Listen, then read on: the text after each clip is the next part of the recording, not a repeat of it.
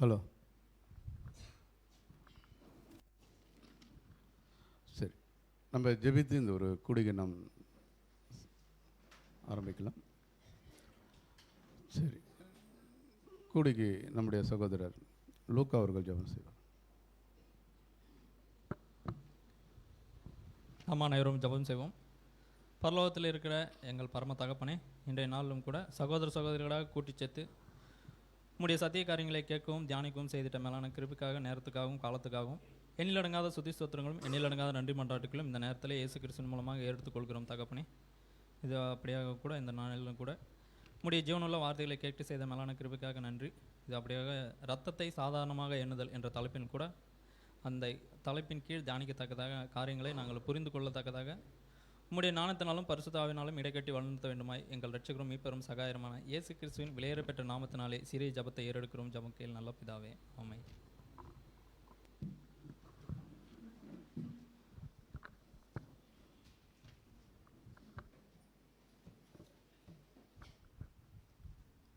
சரி, ஓகே. இந்த ரீஃபரன்ஸு எல்லாருமே படிச்சுன்னு வந்திருப்பீங்கன்ற ஒரு நம்பிக்கை இருக்குது. ஏன்னா ரீஃபரன்ஸ் அனுப்பின உடனே எல்லார் கையிலையும் ஆடியோ என்னது வந்துச்சு, எல்லோரும் கேட்டிருக்கிறீங்கன்னு நினைக்கிறேன். சரி, இப்போ நம்ம கொஸ்டினுக்குள்ளாக போகலாம். என்னென்னா, கேட்குற கொஸ்டின் நீங்கள் என்ன பண்ணுங்கள், புரிஞ்சுக்கின்னு ஒன் வேர்டுக்கு தகுந்த மாதிரி நீங்கள் ஒன் வேர்டுக்கு தகுந்த மாதிரி என்ன பண்ணலாம், பதில் சொல்லலாம். ஓகேங்களா? சரி, இப்போ இரத்தத்தை சாதாரணமாய் எண்ணுதல், இதுக்கு ஆதார வசனம் பார்த்திங்கன்னா எபிரேயர் 10ஆம் அதிகாரம் 29 கொடுக்கப்பட்டிருக்குது. தேவனுடைய குமாரனை காலின் கீழ் மிதித்து தன்னை பரிசுத்தம் செய்த உடன்படிக்கையின் இரத்தத்தை அசுத்தம் என்று எண்ணி, அந்த அசுத்தம் என்ற ஒரு விஷயத்தை தான் அங்கே என்ன சொல்லப்பட்டிருக்குது அப்படின்னு பார்க்கும்போது, சாதாரணமானதென்று எண்ணி கிருபையின் ஆவியை நிந்திக்கிறவன் எவ்வளவு கொடிதான ஆக்கினைக்கு பாத்திரவனாக இருப்பான் என்பதை யோசித்து பாருங்கள் அப்படின்ற ஒரு விஷயம். இந்த ஒரு வசனத்துக்கு சொல்லப்பட்ட ஒரு ரீஃபண்ட் தான் இரத்தத்தினை சாதாரணமாய் எண்ணுதல். சரி, ஃபஸ்ட்டு என்ன ஒரு கொஸ்டின் அப்படின்னு பார்க்கும்போது, இந்த ஒரு வசனம் எந்த புத்தகத்தில் இருக்கிறது? சரி, எபிரேய புஸ்தகத்தில் இருக்குது. ஓகே, சரி, எபிரேய புஸ்தகம் எதற்காக எழுதப்பட்டது, யாருக்காக எழுதப்பட்டது? யாராவது சிம்பிளாக சொல்ல முடியுமா? எபிரேய நிருபம் யாருக்காக எழுதப்பட்டதுன்றதை சிம்பிளாக. கர்த்தருக்கு ஸ்தோத்திரம். இது சிம்பிளாக சொல்லணும்னா, அப்போ இயேசு கிறிஸ்து ஏற்றுக்காமல் இருந்த யூதர்களுக்கு மத்தியில் எழுதப்பட்டது அப்போஸ்தலனாகிய பவுல் எபிரேயர்களுக்காக. Thank you sister. வேறு யாராவது? சரி, நானே சொல்லிடுறேன், டைம் இல்லை. ஏன்னா 1 ஹவரில் என்ன பண்ணிடணும், முடிக்கணும். எபிரேய நிருபம் யாருக்காக எழுதப்பட்டது அப்படின்னு பார்க்கும்போது, யூதர்களிலிருந்து கிறிஸ்தவர்களாக கன்வெர்ட் ஆனவங்க என்ன பண்ணாங்க அப்படின்னு பார்க்கும்போது, பவுல் அங்கே ஊழியம் செஞ்சுட்டு வந்ததுக்கப்புறம் இவங்க என்ன பண்ணிட்டாங்க அப்படின்னு பார்த்தீங்கன்னா, தவறான பின்மாற்றத்துக்குள்ளே என்ன பண்ணிட்டாங்க, போயிட்டாங்க. எந்தெந்த விஷயத்தில் பின்மாற்றம் அப்படின்னு பார்க்கும்போது, முதல்ல தேவனுடைய குமாரன் இப்போது இயேசு கிறிஸ்து தேவனுடைய குமாரன் அப்படின்ட்டு அவங்களால என்ன பண்ண முடியல, அங்கீகரிக்க முடியல. இப்படி எல்லா விஷயத்துலேருந்து அவங்க என்ன பண்ணுறாங்கன்னா, ஒரு பின்மாற்றத்துக்குள்ளே என்னது போகக்கூடிய விஷயம். அப்படி பின்மாற்றத்துக்குள்ளே அவங்க போனதுனால தான் அந்த எபிரேயர்களுக்காக ஸ்பெஷலாக என்னது, ஆக்சுவலாக பார்க்கும்போது பவுலாக இருக்கலாம். ஏன்னா ஆசிரியர் யாருன்றது என்ன பண்ணப்படலை, குறிப்பிடப்படலை. ஆனால் எழுதின அந்த தோரணைகள், அந்த ஒரு எழுத்தின் வடிவம், இதெல்லாம் நம்ம பார்க்கும்போது பவுலாக இருக்கலான்றது தான் எல்லாருடைய என்னது ஒரு காரியமாக இருக்குது.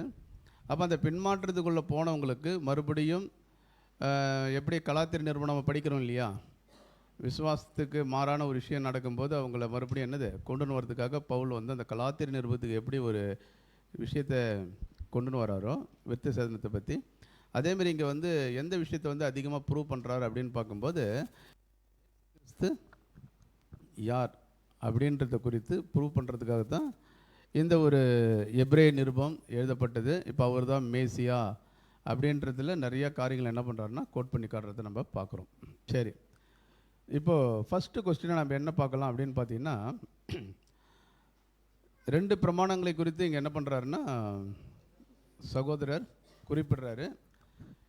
எந்த பிரமாணத்தோடு இயேசு கிறிஸ்துவனுடைய அந்த ஒரு பிரமாணத்தை ஒப்பிட்டு காட்டுறாரு அப்படின்னு பார்க்கும்போது, மோசேயினுடைய பிரமாணத்தோடு நிழலான மோசையோடு யாரை ஒப்பிட்டு காட்டுறாரு அப்படின்னு பார்க்கும்போது, நிஜமான மோசே இல்லைங்களா? அந்த நிஜமான மோசை யாருன்னு தெரியும், நமது ஆண்டவராகிய இயேசு கிறிஸ்து. இப்போ என்ன கொஸ்டின்னா, மோசையின் பிரமாணம் என்றால் என்ன?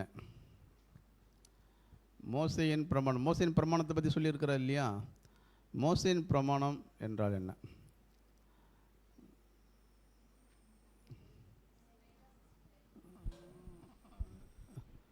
இப்படி சென்ட்ரலில் ஃபேஸ் தெரிகிற மாதிரி உட்காருங்க.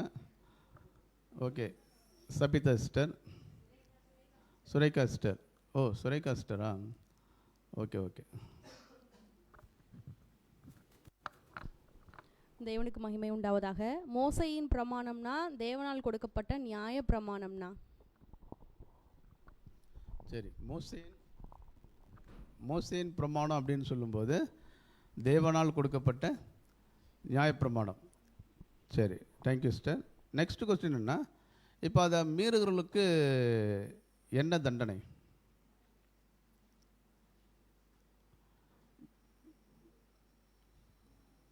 நம்ம சகோதரி விக்டோரியா. நியாயப்பிரமாணத்தின்படி அவங்க வாழாமல் மீறினாங்கன்னா அந்த ஜனத்திலேருந்து அறுப்புண்டு போயிடுவாங்க அப்படின்றது தண்டனை அவங்களுக்கு. சரி சிஸ்டர், இப்போது இன்னொரு கொஸ்டின் நான் கேட்குறேன். சரி, இதை மீறுகிறவர்கள் யார்? இப்போ மோசேயின் பிரமாணத்தை மீறக்கூடியவங்களுக்கு தான் என்னது பனிஷ்மெண்ட் இல்லைங்களா? அப்படின்னா மீறக்கூடியவர்கள் யார்?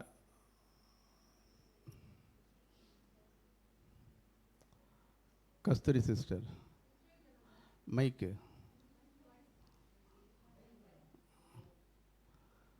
மோசையோட பிரமாணத்தை மீறவங்க யாருன்னா இஸ்ரேல் ஜனங்கள் தான். சரி, தேங்க்யூ சிஸ்டர். வேறு யாராவது பாயிண்ட் ஆட் பண்ணுறீங்களா? சரி, தனம் சிஸ்டர்.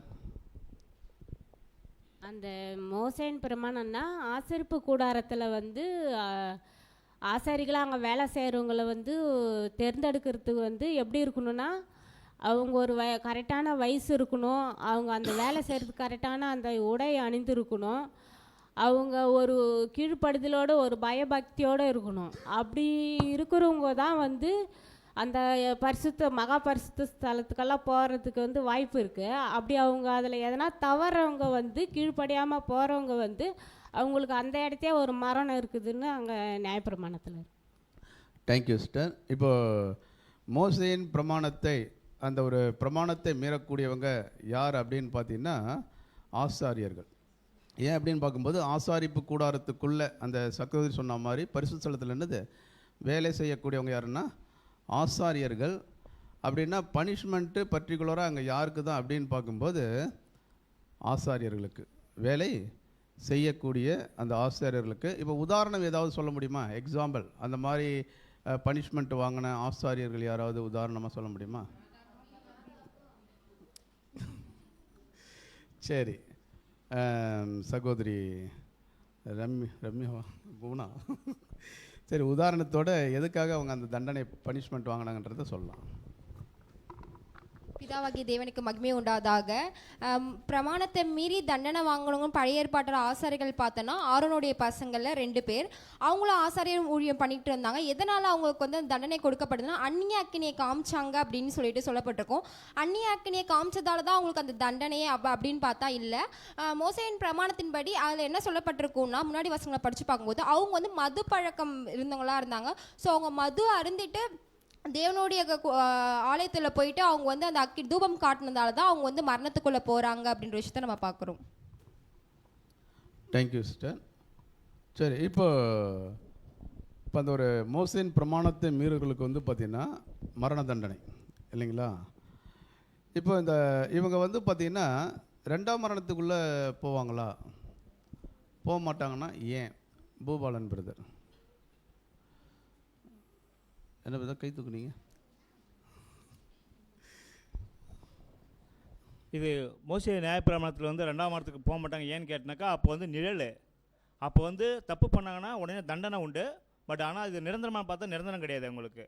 இது அதனால் அவங்க 2ஆம் வாரத்துக்கு போகிறதுக்கு வாய்ப்பு கிடையாது. இப்போ ராஜ்யத்தில் அவங்க எல்லாமே உயிர்த்தெழுந்து வருவாங்கன்றது. சரி பிதா, சரி. வேறு யாராவது இதோட பாயிண்ட் யாராவது ஷேர் பண்ணுறீங்களா? கிறிஸ்டிஸ்டர். மோசேயின் பிரமாணத்தை மீறுறாங்க, மரண தண்டனைன்னு பார்க்குறோம். ஆனால் அது அவங்களுக்கு நிரந்தரமானது கிடையாது. அது தற்காலிகமான தன்மையில் காணப்படுதுன்னு சொல்கிறாங்க. அவங்க வந்து இயேசுவின் புண்ணியத்தினால அவங்க விடுவிக்கப்படுவாங்க, மீண்டும் உயிர்த்தெழுதல அவங்க வர்றாங்கன்னு தெரியுது. ஸோ அவங்க நித்தியத்துக்கள்னால அது பாதிக்கிறது இல்லை அப்படின்றது தெரியுது. Thank you sister. இப்போ வந்து பார்க்கும்போது அந்த நிழலான ஆசரிப்பு கூடாரம் பரலோகத்தினுடைய ஒரு சாயல் இல்லைங்களா? அப்போ அதில் வந்து பார்க்கும்போது ஒருத்தவங்க மிஸ்டேக் பண்ணி மரணம் அடைகிறாங்க அப்படின்னு பார்க்கும்போது அது நிரந்தரமான என்னது ஒரு டெத்து கிடையாது. அவங்க வந்து கிறிஸ்துவனுடைய புண்ணியத்தினால மறுபடியும் என்ன பண்ணுவாங்க அப்படின்னு பார்க்கும்போது வந்துடுவாங்க அப்படின்றத நம்ம என்ன பண்ணுறோம் பார்க்குறோம் இல்லைங்களா? சரி, இப்போ நெக்ஸ்ட் கொஸ்டின் என்ன அப்படின்னு பார்க்கும்போது கொடிதான ஆக்கினை அப்படின்னு சொல்லப்பட்டிருக்குது இல்லையா? அந்த கொடிதான ஆக்கினைன்னா என்ன, எப்படி புரிஞ்சிக்கலாம்? சகோதரி ரம்யா. இங்கே கொடிதான ஆக்கினை அப்படின்னா ரொம்ப கடுமையான ஒரு சிவியர் பனிஷ்மெண்ட்டை குறித்து பேசுகிறாங்க. அப்படி எது அப்படின்னு பார்க்கும்போது அது 2ஆம் மரணத்தை குறித்து இங்கே சொல்கிறாங்க அங்கிள்.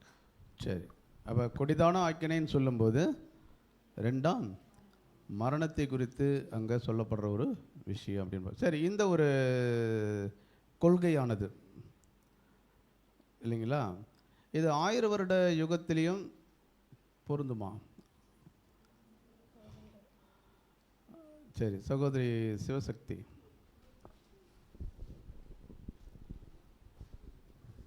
தேவனுக்கு மகிமை உண்டாவதாக. இது 1000 யுகத்திலையும் பொருந்தும். ஏன்னா அங்கே 1000 யுகத்தில் வந்து உலக ஜனங்களுக்கு வந்து ஒரு மீட்பு கொடுத்து அவங்க எல்லாமே புரிய வைப்பார். அப்போ புரிய வைக்கும் போது அவங்க வந்து என்னென்னா ஒரு அன்பின் ஒரு இறக்கத்தையும் காட்டலை. அவங்க வந்து எல்லாருக்கும் உதவி புரியல. அதுலேயும் வந்து அவங்களுக்கு பெருமை மேட்சிமை அந்த ஜென்ம சுபாவம் அங்கே நடக்கும். ஆனால் தேவனுடைய வார்த்தைக்கு அப்படியே கீழ்ப்படிஞ்சு மாறுறவங்களுக்கு கண்டிப்பாக அது வந்து ஆக்கினை கிடையாது. அவங்க மறுபடியும் அந்த ஜென்ம சுபாவம் அந்த பழக்க வழக்கங்கள் அவங்களால மீள முடியாத சில பேர் அங்கே இருப்பாங்க. அப்போ இருக்கும்போது அவங்களுக்கு ஆக்கினை கண்டிப்பாக அங்கேயும் உண்டு. Thank you sister. அப்போ 1000 வருட அரசாட்சியில் வந்து பார்க்கும்போது எல்லாருக்கும் தேவன் என்ன பண்ணுறாருன்னா தயவு செய்கிறாரு. துன்மார்க்கனுக்கு தயவு செய்தாலும் அவன் என்ன பண்ண மாட்டான், நீதியை கற்றுக்கொள்ள மாட்டான். அப்போ நீதி உள்ள தேசத்தில் அவன் என்ன பண்ணுறான்னா அநியாயம் செய்கிறாங்க. அந்த மாதிரி இருக்கிறவங்களுக்கு தான் பார்க்கும்போது செகண்ட் டெத்து அப்படின்றது என்னது பார்க்குறோம். அப்போ இந்த ஒரு கொள்கையை பற்றி தான் இங்கே என்ன பண்ணப்படுது சொல்லப்படுது அப்படின்றத நம்ம புரிஞ்சிக்கலாம். சரி, நெக்ஸ்ட் கொஸ்டின் என்ன அப்படின்னு பார்க்கும்போது இந்த ஒரு வசனத்தை பவுல் 1000 வருட யுகத்தில் நடக்கக்கூடியவங்களுக்கு சொல்கிறாரா, இல்லை எந்த வகுப்பாருக்கு இந்த வசனம் பொருந்தும் அப்படின்றத குறித்து சுவாதி. கிறிஸ்துவோட நாமம் மகிமைப்படுவதாக. இது யாருக்கு சொல்லியிருக்காங்க அப்படின்ட்டு பார்க்கும்போது பவுல் வந்து சபைக்கு தான் வந்து மெயினாக வந்து இன்க்ளூட் பண்ணி சொல்லியிருப்பாரு. சபைக்கு இந்த வசனத்தை பொருத்தி பார்த்து அவங்களுக்கு கொடிய ஆக்கினைனா தேவனுடைய சத்தியத்தை தெரிஞ்சிருப்பாங்க. எல்லாத்தையும் தெரிஞ்சிருந்தும் அந்த மீறுதலுக்குள்ள போறவங்களுக்கு அந்த கொடிய ஆக்கினையா இருக்கிற 2ஆம் மரணம் கன்ஃபார்மாக இருக்கு அப்படின்றத அவர் மென்ஷன் பண்ணி சொல்லியிருப்பாரு. Thank you sister. அப்படின்னா இந்த ஒரு வசனத்தை வந்து இங்கே பவுல் யாருக்காக குறிப்பிட்டான்னு பார்க்கும்போது இந்த சுவிசேஷ யுகத்தில் இருக்கக்கூடிய சபைக்கு என்ன பண்ணுறாரு பொறுத்துறார் இல்லைங்களா? இது வந்து பார்க்கும்போது 1000 வருட அரசாட்சியில் நடக்கக்கூடிய, ஆனால் இந்த கொள்கையானது வந்து பார்க்கும்போது 1000 வருட அரசாட்சியில் என்ன பண்ணப்படும்னா செயல்படுத்தப்படும். ஆனால் இப்போ வந்து அது யாருக்கு அப்படின்னு சொல்கிறாருன்னா எந்த வகுப்பாக இருக்குன்னு சொல்கிறாருன்னா சபை வகுப்பாக இருக்குது அப்படின்னு சொல்கிறோம். சரி, அப்படின்னா இவங்க யார், எப்படிப்பட்டவங்க அப்படின்னு யாராவது சொல்ல முடியுமா? ஆமாம், இவங்க யார், எப்படிப்பட்டவங்க, எதனால் இவங்களுக்கு அந்த செகண்ட் டெத்து என்னது கொடுக்குறாரு அப்படின்னா எப்படிப்பட்டவங்களுக்கு அந்த செகண்ட் டெத்து வரும், அந்த கொடிதான ஆக்கினை வரும் அப்படின்னா இவங்க யார், எப்படிப்பட்டவங்க, ஏதோ ஒரு விசேஷமான ஒரு காரியத்துக்குள்ளே இவங்க என்ன பண்ணியிருக்கிறாங்க வந்திருக்கிறாங்க இல்லையா? அது என்னன்றத யாராவது என்ன பண்ணலாம் ஷேர் பண்ணலாம்.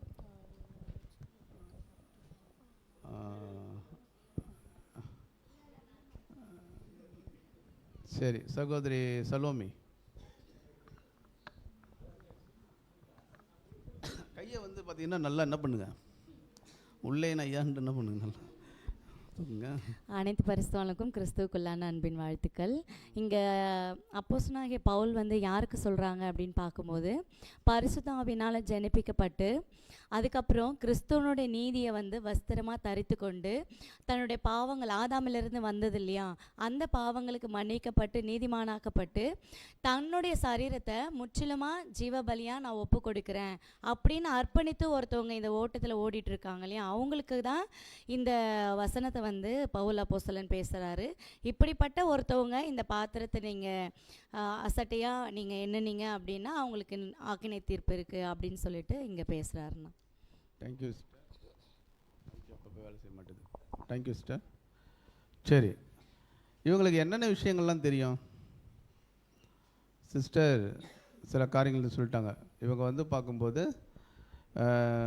எந்த வகுப்பார் அப்படின்போது சபை வகுப்பார் அப்படின்றத பார்க்கும். இவங்க எப்படிப்பட்டவர்கள் எந்த பார்த்தோம் இல்லைங்களா?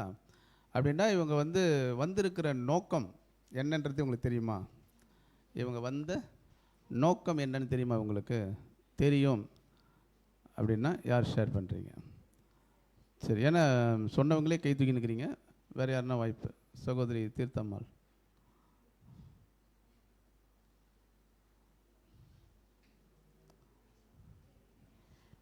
இவங்க வந்த நோக்கம் என்னென்னா, இவங்க அந்த நோக்கத்திற்காகவே தன்னை அர்ப்பணம் பண்ணியிருக்காங்க. அது என்னென்னா, கர்த்தருடைய அந்த பாத்திரத்தை பானம் பண்ணுறதுக்கும் அவருடைய அந்த மரணத்துக்குனால அந்த ஸ்தானம், அந்த பாத்திரம்னா நம்ம ஏற்கனவே பார்த்துருக்குறோம், போன தடவை ரீப்ரிண்ட்டில் உங்களால் குடும்பம் அதில் பார்த்துருக்குறோம். அதேமாரியே அவருடைய அந்த ஸ்தானத்துக்குள்ளார வர்றதுக்கும், அதேமாதிரி என்ன ஒரு விஷயம் அப்படி பார்க்கும்போது அவருடைய அங்கத்தினர்களாக மாறக்கூடியவர்களாகவும் இருக்கிறாங்க.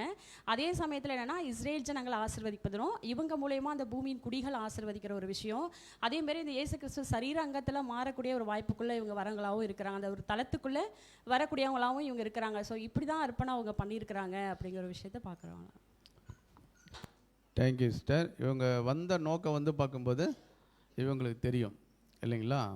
அப்படின்னா என்னென்ன விஷயங்கள் இவங்களுக்கு தெரியும்னா, பாத்திரம்னா என்னன்னு தெரியும், திராட்சை ரசம்னா என்னன்னு தெரியும், அப்பம்னா என்னன்னு தெரியும், வேறு என்னென்னலாம் இவங்களுக்கு தெரியும் அப்படின்னு பார்க்கும்போது ஆபிரகாமுக்கு கொடுக்கப்பட்ட வாக்குத்தத்தம், அந்த வாக்குத்தத்தத்தை வந்து உலகத்திற்கு செயல்படுத்தக்கூடிய ஆசீர்வாதத்துக்கு தான் சுதந்திர வழியாக தான் தேவன் நம்மளை என்ன பண்ணியிருக்கிறாரு, அழைத்திருக்கிறார் அப்படின்ற ஒரு விஷயம் யாருக்கு தெரியும்னா இவங்களுக்கு தெரியும். ஓகேங்களா? சரி, இப்போ நம்ம ஏற்கனவே சிந்தித்த ஒரு விஷயம் இல்லைங்களா? இப்போ அந்த மரணத்திற்குள்ளான ஞானஸ்தானம்னா என்னன்றது யாருக்கு தெரியும்? சபைக்கு தெரியும் இல்லைங்களா? நமக்கு தெரியுமா? சரி, யாருக்கு தெரியும்? இல்லைங்க சிஸ்டர், உங்களை கேட்கல, கை தூக்கணும் ஃபஸ்ட்டு. மரணத்திற்குள்ளான ஞானஸ்தானம்னா என்னன்றது இந்த சபை வகுப்பாருக்கு தெரியும் இல்லையா? அப்படின்னா மரணத்திற்குள்ளான ஞானஸ்தானம்னா என்ன? சகோதரி செண்பக பிரியா. ஏன்னா ஒரு ரவுண்டு தான் போய் நிற்குது, எல்லாருக்கும் வாய்ப்பு, யாருமே சொல்ல மறுபடியும் வாய்ப்பு அவங்களுக்கு கொடுக்கணும். நான் மரணத்துக்குள்ளான ஞானஸ்நானம் அப்படின்னா என்னென்னா, நம்ம உடன்படிக்கை பண்ணும்போது நம்ம என்னன்னு சொல்லிட்டு வந்திருக்கோம். இதுக்கு முன்னாடி பேராலே என்ன சொல்லப்பட்டிருக்காங்க, ஆனால் தங்களை ஜீவ பலியாக ஒப்பு கொடுத்தவங்க அப்படின்னு சொல்லப்பட்டிருக்கோம். அப்போ என்னென்னா, நம்ம என்ன சொல்லிட்டு வந்திருக்கோம் அப்படின்னா, தனக்கு விருப்பமான எல்லாத்தையுமே அனுதினமும் ஒவ்வொரு செகண்டும் நான் வந்து பலி செலுத்துகிறேன், தியாகம் பண்ணுறேன், ஒவ்வொரு நாளும் நான் உங்களுக்காக மறிக்கிறேன்னு சொல்லிட்டு தான் நம்ம தேவன்கிட்ட என்ன பண்ணியிருக்கோன்னா உடன்படிக்கை பண்ணி வந்திருக்கோம். இதை நிறைவேற்றுறது தான் நம்ம இந்த மரணத்திற்குள்ளான உடன்படிக்கையை நிறைவேற்றுறது. Thank you sister. சரி, மரணத்திற்குள்ளான ஞானஸ்தானம் இல்லைங்களா, அது என்னன்றது நமக்கு தெரியும். நமக்கு உண்டான காரியங்களை நம்ம என்ன பண்ணுறோம், நம்ம எல்லாவற்றையும் கிறிஸ்துவுக்காக என்ன பண்ணுறோம், நம்ம தேவனுக்காக அர்ப்பணிக்கிறோம் அப்படின்னு வந்திருக்கிறோம். ரெண்டாவது விஷயத்தை அங்கே கோட் பண்ணியிருப்பார், அந்த பாத்திரத்தை பற்றி என்ன பண்ணியிருப்பார் சொல்கிறாரு. இப்போ அந்த பாத்திரத்தில் பானம் பண்ணுதல் அப்படின்றது குறித்து யாராவது சிம்பிளாக, பாத்திரத்தில் பானம் பண்ணுறதுனா என்ன? முதல்ல பாத்திரம்னா என்ன, யார் சொல்கிறீங்க?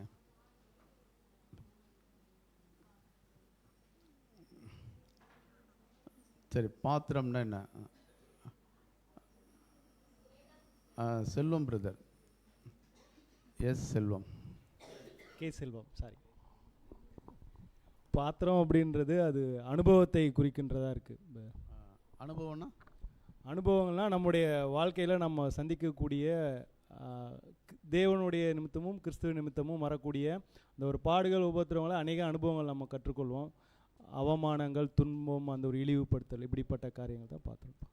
சரி, அந்த பாத்திரம் அப்படின்னாலே என்ன பார்த்தோம்னா, ஆமாம், ஒரு தேவனுடைய பிள்ளைகளுக்கு தேவன் வைத்திருக்கக்கூடிய அனுபவம். அந்த அனுபவத்திற்குள்ளே அவங்க என்ன பண்ணோம்?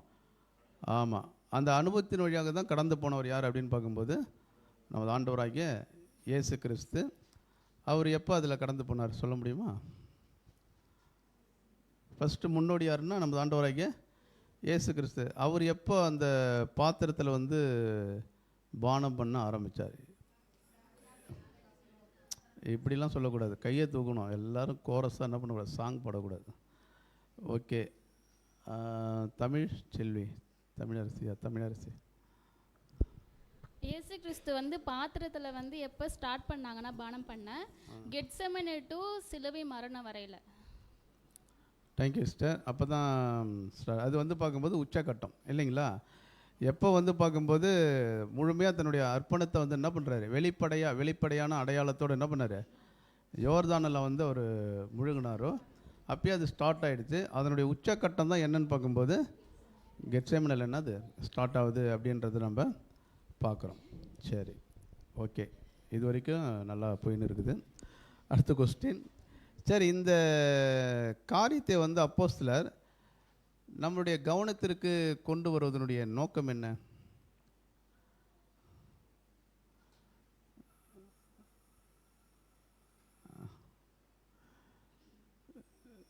சரி, போனா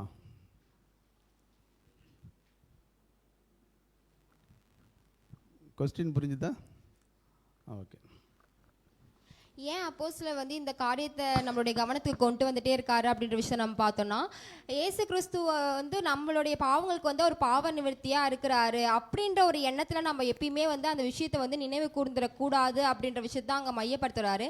ஏன் அப்படின்னு பார்த்தோன்னா, அவங்களுக்காக வந்து இந்த விஷயங்கள், இந்த வசனம் சொல்லப்பட்டிருக்கா அப்படின்னு பார்த்தா கண்டிப்பாக அவங்களுக்கு கிடையாது. யார் ஒருத்தவங்க தன்னை முழுமையாக ஒப்பு கொடுத்து அவருடைய சித்தத்தை செய்ய வரேன்னு சொல்லிட்டு ஆவினால் ஜெனிப்பிக்கப்பட்டு தன்னுடைய விசுவாசத்தின் மூலமாக நீதிமானாக்கப்பட்டு பரிசுத்தமாக்கப்பட்ட நிலைமையில் வராங்களோ அவங்களுக்காக தான் இந்த வசனம் குறிப்பிடப்படுது அப்படின்ற விஷயத்தை தான் அவங்க திருப்பி சொல்ல வராங்கன்றதை நம்ம பார்க்குறோம். Thank you sister. இது வந்து பார்க்கும்போது ஏன் வந்து பார்க்கும்போது அப்போஸ்தலர் வந்து இந்த காரியத்தை வந்து நம்மளுடைய கவனத்துக்கு கொண்டு வரார் அப்படின்னு பார்த்தீங்கன்னா, யார் வந்து பார்த்திங்கன்னா கிறிஸ்துவனுடைய புண்ணியத்தின் மேலே விசுவாசம் வைத்து நீதிமானாக்கப்பட்டு பரிசுத்தமாகுதலுக்குள்ளே வந்திருக்கிறாங்களோ அவங்களுக்கு இந்த விஷயம், அவங்க விழுந்து போகிறதுக்கு என்ன இருக்குது, வாய்ப்புகள் இருக்கிறது. அதனால தான் என்ன பண்ணுறாங்கன்னா எச்சரிக்கை என்ன பண்ணுறாரு சொல்கிறது. அப்படின்னா என்ன ஒரு கேள்வி அப்படின்னு பார்க்கும்போது, ஏன் நீதிமானாக்கப்பட்டு பரிசுத்தமாக்கப்படுதலுக்குள்ளே வந்துட்டால் அவங்களுக்கு இந்த எச்சரிப்பு கட்டாயம் தேவையா? கொஸ்டின் புரிஞ்சுதா? நீதிமானாக்கப்பட்டு பரிசுத்தமாக்கப்படுதலுக்குள்ளே வந்துட்டவங்களுக்கு இந்த எச்சரிப்பு கட்டாயம் தேவையா? தேவை. சரி, ஓகே. ஸ்வாதி. ஏன்னா வந்து அவங்களுக்கு கண்டிப்பாக வந்து அந்த எச்சரிப்பு கண்டிப்பாக தேவைப்படும். ஏன்னா வந்து விழுந்து போகிறது எந்த சமயத்தில் வேணால் அவங்க விழுந்துருவாங்கன்றதுக்காக அப்போஸ்தலர் பவுல் என்ன சொல்கிறேன்னு பார்த்தீங்கன்னா, அகைன் வந்து இந்த ஒரு கான்செப்டை சொல்லிகிட்டே வராரு. நீங்கள் கண்டிப்பாக வந்து எச்சரிக்கையாக இருக்கணும் அப்படின்றத வந்து கோட் பண்ணுறீங்க. Thank you sister. சகோதரி சலோமி. ஏன் அப்போஸ்தலனாகிய பவுல் வந்து இங்கே ஜெனிப்பிக்கப்பட்டு பரிசுத்தமாகுதலுக்குள்ளே கடந்து போகிறவங்களுக்கு எச்சரிப்பாக சொல்கிறாங்க அப்படின்னு பார்க்கும்போது, இவர்கள் தான் என்ன பண்ணணும், அந்த 2ஆம் மரணத்துக்குள்ளே கடந்து போகிறதுக்கான வாய்ப்புகள் இருக்குது. ஏன் அப்படின்னு பார்க்கும்போது, சாதாரணமாக கடந்து வந்து, அதாவது சபைக்குள்ளே இருப்பாங்க, பட் ஆவினால் ஜெனிப்பிக்கப்படுதல் அவங்களுக்குள்ளே இருந்திருக்காது, அதுக்கான புரிதல் இருந்திருக்காது. அவங்க வந்து இதை சாதாரணமாக எண்ணுறாங்க அப்படின்னும் போது தேவன் அதை ஒரு பெருசாக கன்சிடர் பண்ணுறது கிடையாது. ஆனால் எல்லாவற்றையும் அறிந்து கொண்டு கிறிஸ்துவோடைய பாத்திரம்னா என்ன, ரத்தம்னா என்ன, அவருடைய இதை நம்ம மிஸ் பண்ணால் என்ன ஆகும், இது எல்லாத்தையும் ஒருத்தவங்க புரிஞ்சு கொண்டு ஜெனிப்பிக்கப்பட்டவர்கள் என்ன பண்ணுறாங்க அப்படின்னு தவறி போகும்போது என்ன ஆகும்னா, கண்டிப்பாக அவங்களுக்கு 2ஆம் மரணத்திலேயே வாய்ப்பு இருக்குது, அவங்கள உயிர்த்தெழுப்ப முடியாது. அப்போனால நீங்கள் தான் என்ன பண்ணணும்னா இதை ஜாக்கிரதையாக அதை வந்து அனுசரிக்கிறவளாக இருக்கணும் அப்படின்றதுக்காக தான் இந்த எச்சரிப்பை கொடுக்குறாருன்னு பார்க்குறோம். Thank you sister. இதில் வேறு பாயிண்ட் எதனா அடிஷ்னலாக யாராவது ஷேர் பண்ண விரும்புகிறீங்களா? அடிஷ்னலாக கஸ்தூரி சிஸ்டர் கை தூக்குனீங்களா? நம்ம பார்க்குறோம் இதை, ஏன்னா நம்ம ஏற்கனவே நம்ம வந்து ஒரு பிரகாசிக்கப்பட்டிருக்கோம், பரமரு இவை வந்து ருசி பார்த்துருக்குறோம், பரிசாவி எல்லாம் பெற்றிருக்கிறோம். அப்படி இருந்து நம்ம மறுதளிச்சு போனோம்னா அதுக்கு நமக்கு செகண்ட் டெத் தான் வரும். அதுக்கு தான் அந்த எச்சரிப்பாக அங்கே சொல்லப்படுது. Thank you sister. செண்பக பிரியா.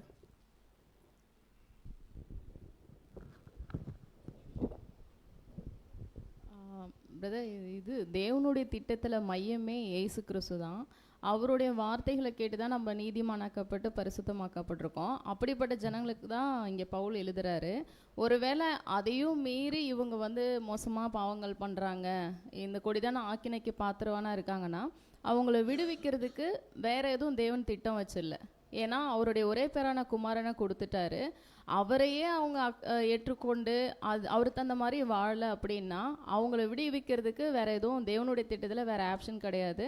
ஒருவேளை கிறிஸ்துவ மறுதளிக்கிறாங்க, தேவனை மறுதளிக்கிறாங்கன்னா அவங்க வந்து என்னன்னா அதுக்கு தகுதியற்றவர்கள் தான் ஜீவிக்கிறதுக்குன்றதான் தேவனுடைய திட்டம். இது வந்து பார்க்கும்போது ரொம்ப ஒரு டேஞ்சரானது விஷயம் இல்லைங்களா? இந்த ஒரு நீதிமானாக்கப்பட்டு பரிசுத்தமாகுதலுக்குள்ளே வந்துட்டாங்க அப்படின்போது அதற்கேற்ற ஒரு ஜீவியம் செய்யாமல் அவங்க வந்து பார்க்கும்போது பின்மாற்றத்துக்குள்ளே எல்லாத்தையும் மறுதளிக்கிறாங்க அப்படின்போது செகண்ட் டெத்து. இப்போ என்னுடைய கேள்வி இன்னொன்று என்ன அப்படின்னு பார்க்கும்போது எல்லாருமே சரியாக பதில் சொல்லியிருக்கிறீங்க. இப்போது இவங்க வந்து பார்க்கும்போது தேவனுக்குன்ட்டு என்ன பண்ணிட்டாங்க, அர்ப்பணிச்சிருக்கிறாங்க இல்லையா? சரி, இவங்க அதுக்கேற்ற ஒரு வாழ்க்கை வாழலை. இவங்களுக்கு மறுபடியும் 1000 வருட சாட்சியில் ஒரு சான்ஸ் என்ன பண்ணலாம், கொடுக்கலாம் இல்லை? ஏன் வந்து இவங்களை செகண்ட் டெத்துக்கு தேவன் அனுப்பணும்? மறுபடியும் 1000 வருட சாட்சியில் ஒரு சான்ஸ் கொடுக்கலாமே. அது யார் அங்கே சென்ட்ரலில் கை தூக்குது? கலைவாணி சிஸ்டர். தேவனுடைய நாமம் மகிழ்மைப்படுவதாக. ஏன் அவங்க வந்து 1000 ஆண்டு அரசாட்சியில் வர முடியாதுன்னு சொன்னால், நமக்கு ஏற்கனவே நிழலாக கொடுத்துருக்காங்க. நாதா அபியூன்னு சொல்கிறவர் வந்து டெத் ஆகியிருக்காங்க அப்படின்னு. ஆசாரிப்பு கூடாரத்தை பற்றி அவங்களுக்கு எல்லா ரூல்ஸ் அண்ட் ரெகுலேஷனும் தெரியும். அது தெரிஞ்சும் அவங்க அந்த ஒரு மீறுதலுக்கு உட்பட்டதுனால அவங்க வந்து அந்த ஆக்கினிக்கு அடைஞ்சாங்க. ஆனால் அவங்களுக்கு 1000 ஆண்டு அரசாட்சியில் அவங்க உயிர் தெழுந்து வருவாங்கன்னு சொல்லியிருக்காங்க. ஆனால் நம்ம ஏன் வர முடியாதுன்னா, நமக்கு முன்னாடி அவங்களுக்கு வந்து இந்த உண்மையான சத்தியம், சுவிசேஷத்துக்குரிய சத்தியம், இயேசு கிறிஸ்துனுடைய ரத்தம் என்ன, பாடு என்ன அப்படி தெரியாது. அதனால் அவங்க வந்து வரலாம். நமக்கு வந்து முன்னாடியே இப்போ சொல்லப்பட்டிருக்குது, அர்ப்பணம் பண்ணியிருக்கிற நாம, பரிசுத்தாவி பெற்றிருக்கிற நாம கண்டிப்பாக நமக்கு வந்து நம்முடைய நோக்கம் என்ன, நம்ம யாருடைய கிறிஸ்துவனுடைய சாயலை நம்ம அடையிறதுக்காக நம்ம வந்திருக்கிறோம், தன்னையே நம்ம அர்ப்பணம் பண்ணியிருக்கிறோம் அப்படின்னு சொல்லும்போது எல்லாமே நமக்கு தெரிஞ்சியும் நம்ம மீறி உலகத்தில் எத்தனையோ ஜனங்கள் இருக்க நம்மளை முதலாவது அழைச்சிருக்காரு. அப்படி அழைச்சியும் நம்ம அதை மீறிதல் பண்ணும்போது தான் நமக்கு 2ஆம் மரணம், அது நம்ம திரும்பி அந்த வாய்ப்பு இருக்காதுன்றதை தெரிஞ்சு நம்புறது. சரி, இப்போ நான் சகோதரி தேங்க்யூ சிஸ்டர்.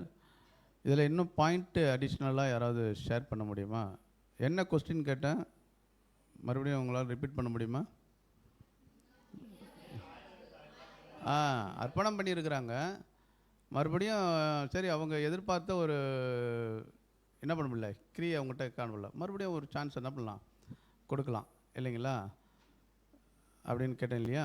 அதுக்கு ஏதாவது அடிஷ்னல் இதுக்கு வந்து பார்க்கும்போது ஆசரிப்பு கூடாரத்தில் ஒரு நிழலும் இருக்குது, அதை கூட நீங்கள் ஷேர் பண்ணலாம்.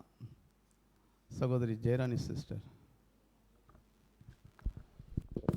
இதில் இப்போ எப்படி சொல்லியிருக்காங்கன்னா, இங்கே வந்து நிழலாக இருக்கக்கூடிய அந்த மோசேயினுடைய நியாயப்பிரமாணத்தை தவறவங்களுக்கே அங்கே வந்து எப்படின்னாக்கா சீக்கிரத்தில் ஒரு மரணம் உருவாயிருது. அப்படி இருக்கும்போது அதுதான் நம்ம சொல்கிறோம் நாதாபாவியுடைய மரணம். அப்படி இருக்கும்போது இப்போ நாம் வந்து இயேசு கிறிஸ்து வந்து நம்மளை வந்து பரிசுத்தம் பண்ணியிருக்கிறாரு. பரிசுத்தம் பண்ணி நம்ம வந்து பலியினாலே உடன்படிக்கை பண்ணியிருக்கிறோம்.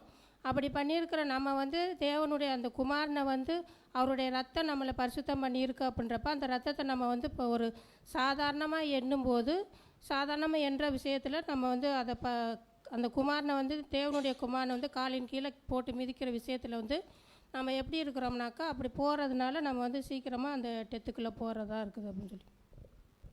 Thank you sister. வேறு யாராவது அடிஷ்னல் பாயிண்ட்? சகோதரி விக்டோரியா.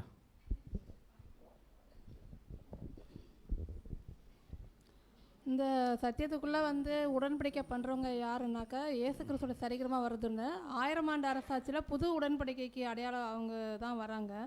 அதுக்கு அவங்க தகுதி இல்லாமல் போகிறதுனால அவங்க உயிர்ப்பிக்கிறதுக்கு கூடாத காரியமாக இருக்குது. ரெண்டாவது அவங்களோட சுயாதீனத்தை அவங்க மிஸ்யூஸ் பண்ணிக்கிறாங்க. அது ஒன்று. Thank you sister. நீங்கள் சொல்கிற பாயிண்ட் எல்லாமே என்னது கரெக்டு. இன்னும் ஒரே ஒரு பாயிண்ட் என்ன பண்ணுறேன் எதிர்பார்க்குறேன். Bosco brother.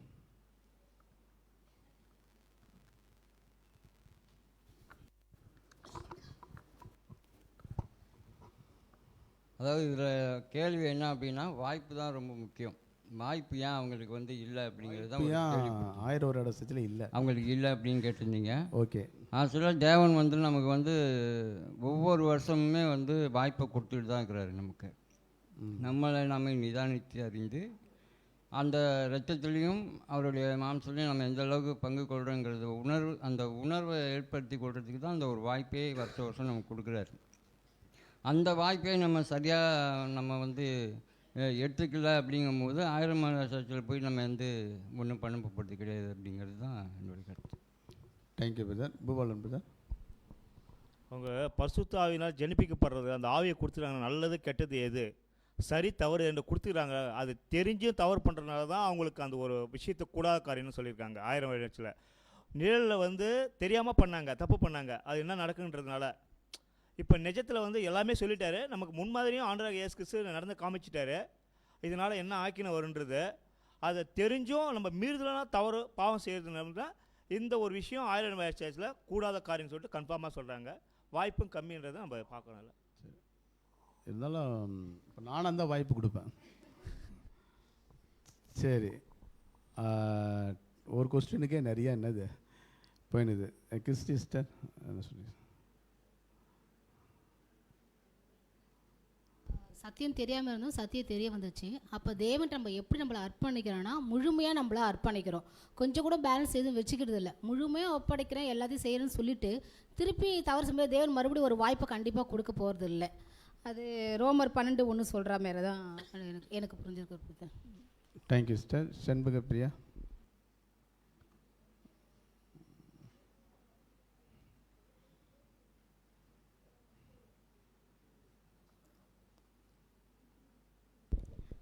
பிரதர், ஏன் வந்து அவங்களுக்கு வந்து 1000 வருடத்தில் வந்து வாய்ப்பு இல்லைன்னா, இதுக்கு முன்னாடி இருக்கிற யுகமும் சரி நமக்கு பின்னாடி இருக்கிற யுகத்துலேயும் என்னென்னா நமக்கு கிடைச்ச அநேக ஸ்லாக்கியங்கள் அங்கே கிடைக்கிறதில்ல. இப்போ என்னென்னா உதாரணம் வந்து யூதாஸ் தான். ஏன்னா ஏசு கிறிஸ்து கூடயே இருந்து ஒரு மெய்யான வெளிச்சத்தை பார்த்த அவர் இதுக்கு முன்னாடி வாழ்ந்திருந்தவங்களும் அந்த வெளிச்சத்தை பார்த்ததில்ல. ஏசு கிறிஸ்துவை நேரடியாக அவர் கூட ஜீவிச்சது கிடையாது. பின்னாடியும் அந்த ஒரு வாய்ப்பு கிடைக்கிறது இல்லை.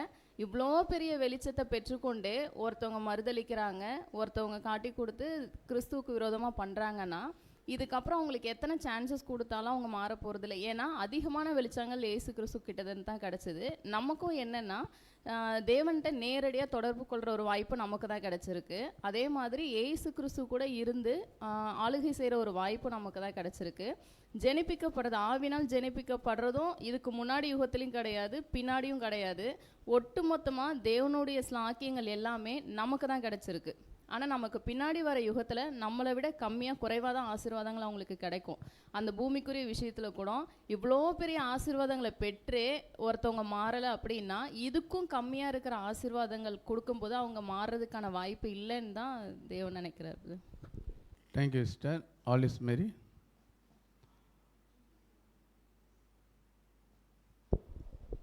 ஏன் இந்த கொஸ்டின் நான் வந்து திரும்ப திரும்ப எல்லாரையும் கேட்குறேன்னா, இன்னும் நம்ம வந்து இதனுடைய ஆழத்தை இன்னும் டெப்த்தாக என்ன பண்ணணும் தெரிஞ்சிங்கன்னா தான் நாம் வந்து 1000 வருட அரசாட்சிக்குள்ளே என்னது அதெல்லாம் நினச்சி பார்க்கக்கூடாது. ஓகேங்களா? ஸ்டார்ட் பண்ணிக்கலாம் சிஸ்டர். ஏன் அப்படின்னா தேவனுடைய ஏற்பாடு வந்து முழுமையாக யார் அறிந்திருப்பார்கள் அப்படின்னா நீதிமானாக்கப்பட்டு பரிசுத்தமாக்கப்பட்ட நிலைக்கு போயிட்டு அவருடைய பாத்திரத்தில் பங்கடைகிறதுக்கு முழுமையாக ஒப்பு கொடுத்துருப்பாங்க. இதே வந்து பழைய ஏற்பாட்டில் உள்ள அந்த உடன்படிக்கையை பார்த்தோன்னா அது வந்து தற்காலிகமாக ஏற்படுத்தப்பட்டது, நிழலாக இருந்தது. அதில் வந்து ஒரு சின்னதாக தப்பு செஞ்சாலுமே உடனே மரணம், அங்கேயே அப்படி கடுமையான மரணம் ஏற்பட்டுச்சு. ஆனால் அந்த புது உடன்படிக்கை இது வந்து தேவனால் ஏற்படுத்தப்பட்ட ஏற்பாடு. அதனுடைய அர்த்தமும் அதனுடைய எல்லா ஒரு ஆழமான ஒரு ஸ்லாக்கியம் அப்படின்றத புரிஞ்சுக்கிட்டு அதுக்கப்புறம் அதை வந்து அசட்டித்தனமாக அதை பின்பற்றாமல் போகிறதுனால இந்த ஒரு வாய்ப்பு வந்து கிடைக்காம போயிடும். Thank you sister. எல்லாருமே இப்போது சகோதரி செரேபியர். ஏன் உங்களுக்கு செகண்ட் சான்ஸ் இல்லை அப்படின்னா, இப்போ நம்ம எப்படி அந்த ஜனிப்பிக்கப்படுறதுலாம் நடக்குது அப்படின்னா, ஏசு கிறிஸ்துவோட புண்ணியத்தினால தான், அவருடைய சாக்ரிஃபைஸால் தான் நம்ம அந்த ஒரு விஷயத்துக்குள்ளே வரோம். நம்மளுக்கு திரும்பி அந்த செகண்ட் சான்ஸ் கிடையாது. எதுக்குன்னா திரும்பி அதுக்கு ஏசு கிறிஸ்து அடிக்கப்படணும். அந்த ஒரு அவ்வளோதான். Thank you sister. அதனால தேங்க்யூ.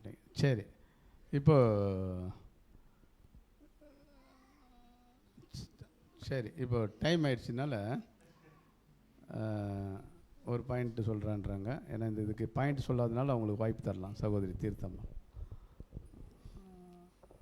என்னென்னா இந்த வசனத்திலே கொடுத்துருக்காங்க, தேவன் வந்து நம்ம அபூர்ணத்தன்மையில் தான் இருக்கிறோம். ஸோ நிறையா நம்ம மிஸ் பண்ணுவோம். அப்படி இருந்தாலும் கூட நமக்கு வந்து ஒரு பெரிய ஸ்லாக்கியம் என்ன ஒன்று கொடுக்குறாருன்னா அந்த ப்ரேயர். ஸோ அந்த கிருபாசன்ற இடத்துல போகும்போது நம்ம அவர்கிட்ட இரக்கத்தை தயவை பெற்றுக்கொள்கிறோம். அந்த ஒரு கிருபையை வந்து திரும்ப திரும்ப அதான் அந்த ரத்தத்தை வந்து அவர் காலின் கீழ் மிதித்து, அந்த காலின் கீழ் மிதிக்கிற ஒரு விஷயமே என்ன ஒரு விஷயமா சொல்கிறாங்கன்னா அவரை வந்து அவமானப்படுத்துகிற ஒரு விஷயத்தை தான் அது ஒப்பிடுது அப்படின்னு சொல்கிறாங்க. ஸோ அப்போ வந்து நமக்கு நிறைய கிருபைகளை தேவன் கொடுக்குறாரு. அந்த ஒரு கிருபையை வந்து நம்ம வந்து நிந்திக்கிறோம், அதை நம்ம ரொம்ப அசட்டை பண்ணுறோம் ஒவ்வொரு தடவும். அப்படின்னும் பொழுது தான் அந்த ஒரு செகண்ட் டெத்துன்ற ஒரு விஷயம் வருது அப்படின்றத பார்க்குறோம்.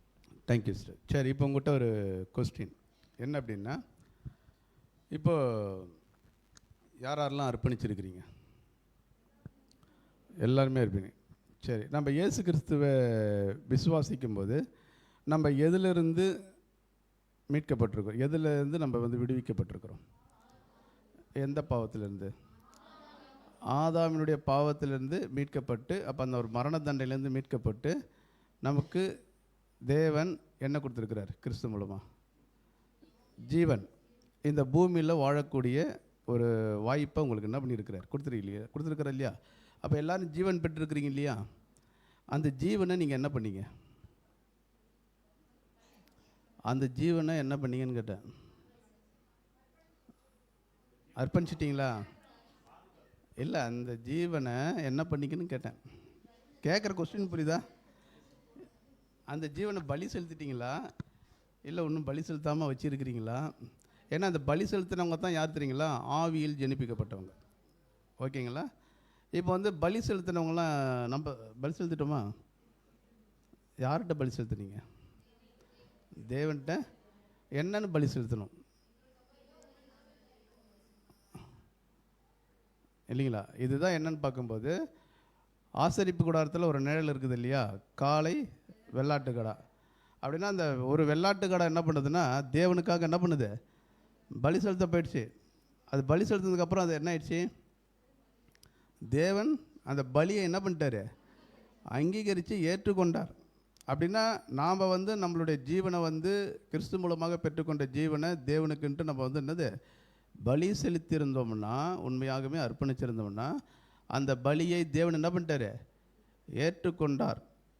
அவங்க என்னென்ன அர்ப்பணிச்சிருக்கிறான்னா, இந்த பூமிக்குரிய ஜீவன் எங்களுக்கு என்னது தேவையில்லை, எங்களுக்கு எந்த ஆசீர்வாதம் வேணும் அப்படின்னா பெற்றுக்கொண்ட ஜீவனை என்ன பண்ணிட்டாங்க? பலி செலுத்துறதுனால ஒன்று அவங்களுக்கு என்ன வாய்ப்பு மட்டும்தான் தெரியுங்களா? பரலோக வாய்ப்பு மட்டும்தான்.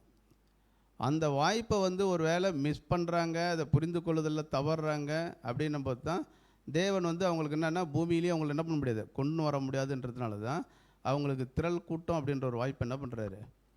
கொடுக்குறாரு. புரியுது இல்லையா? ஆனால் அந்த திரள் கூட்டம் வாய்ப்புக்கும் தகுதியற்று போகிறவங்கள தான் யார்? ஏன்னா அவங்கள பூமியிலையும் கொண்டு வர முடியாது, பரலோகத்தையும் கொண்டு வர முடியாது. அவங்கள என்னது செகண்ட் டெத். இப்போ நம்ம என்ன கன்ஃபார்ம் பண்ணிக்கணும்னா, ஏன் வந்து அவங்களுக்கு மறுபடியும் சான்ஸ் கிடைக்காது அப்படின்னு பார்க்கும்போது 1000 வருட அரசாட்சியில் அவங்களால என்ன பண்ண முடியாது, வாய்ப்பு இல்லை அப்படின்னு பார்த்தீங்கன்னா, அவங்க தங்களுடைய ஜீவன் என்ன பண்ணிட்டாங்க, பூமிக்குரிய வாழும் உரிமையை அவங்க என்ன பண்ணிட்டாங்க, தியாகம் செய்து விட்டார்கள், பலி செலுத்தி விட்டார்கள். புரியுதுங்களா? படித்தது ஞாபகம் வருதா இப்போ? ஓகே. அதனால தான் 1000 வருட அரசாட்சியில் அவங்களுக்கு என்ன கிடைத்திருக்கீங்களா, சான்ஸு இல்லை அப்படின்றத நம்ம பார்க்குறோம். சரி, ஓகே. நீங்கள் இப்போதைக்கு என்ன பண்ணுறோம், என்ன மட்டும் தான் வாட்ச் பண்ணணும், உங்களுக்குள்ளே எதுவும் என்ன பண்ணாதீங்க, பேசிக்காதீங்க. ஓகே, சரி. ஏன்னா இந்த ஒரு விஷயத்தை வந்து ஒருத்தவங்க தெளிவாக புரிந்து கொண்டால் தான் ரத்தத்தை வந்து சாதாரணமாக எண்ணுதல் என்னன்றதை நம்ம என்ன பண்ண முடியும், பார்க்க முடியும். ஓகே இல்லையா? சரி, இப்போது நெக்ஸ்ட் கொஸ்டின் என்ன அப்படின்னு பார்த்தீங்கன்னா, இப்போ இந்த மத்திய 26, 26, 28 ஒரு வசனம் சொல்லப்பட்டிருக்கோம். அதை நம்ம படிக்கலாம் பாருங்கள்.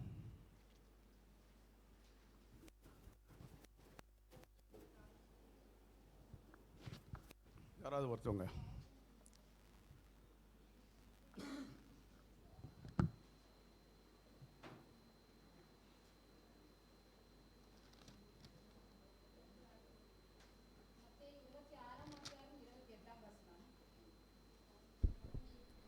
இது பாவ மன்னிப்பு உண்டாகும்படி அநேருக்காக சிந்தப்படுகிற புது உடன்படிக்கைக்குரிய என்னுடைய இரத்தமாக இருக்கிறது. சரி, ஓகே. சகோதர சைடில் பதில் சொல்லுங்கள். புது உடன்படிக்கை அப்படின்னு சொல்கிறார் இல்லையா, அப்படின்னா என்ன?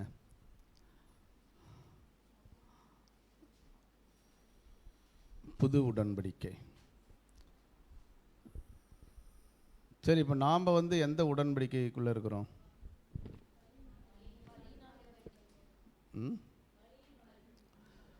சரி, பலியின் உடன்படிக்கையா, சுயாதீன உடன்படிக்கை. ஓகே. இப்போ நம்ம ஒரு உடன்படிக்கைக்குள்ளே என்ன பண்ணுறோம், இருக்குகிறோம் இல்லைங்களா? இப்போ வந்து நம்ம என்ன பண்ணுவோம்னா, சாராளின் உடன்படிக்கை இல்லைங்களா, நியாயப்பிரமாண உடன்படிக்கை, அப்போ புது உடன்படிக்கை இப்படிலாம் சொல்கிறோம் இல்லைங்களா? இப்போ வந்து நம்ம வந்து பார்த்திங்கன்னா, சாராளின் உடன்படிக்கைன்றது ஒரு நிழல் இல்லைங்களா? எந்த உடன்படிக்கைக்குள்ளே தான் நாமளும் வந்திருக்கிறோன்னா, புது உடன்படிக்கை ஊழியக்காரில் தான் என்ன பண்ணியிருக்கிறோம், வந்திருக்கிறோம். சரி, இப்போ புது உடன்படிக்கைன்னா என்ன, ஷேர் பண்ணிக்கலாம். டைம் இல்லாதனால சீக்கிரம். Victoria sister.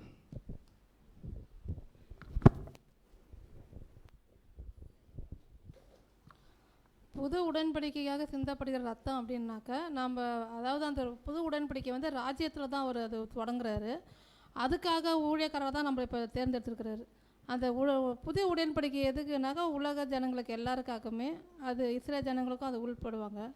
அது வந்து நியாயப்பிரமாணத்துக்கு அடையாளம். இப்போ அதே போல தான் இருக்கும், நியாயப்பிரமாணத்து மாதிரியே தான் புது உடன்படிக்கையும் இருக்கும் அப்படின்றதையும் சொல்கிறாங்க. Thank you sister. இப்போது வேறு யாராவது இதில் பாயிண்ட் ஏதாவது ஷேர் பண்ணுறீங்களா? புது உடன்படிக்கை. சரி, இப்போ இந்த புது உடன்படிக்கை வந்து பார்க்கும்போது ஓப்பன் ஆகி இருக்குதா, முத்திரிக்கப்பட்டிருக்குதா? சுவாதி.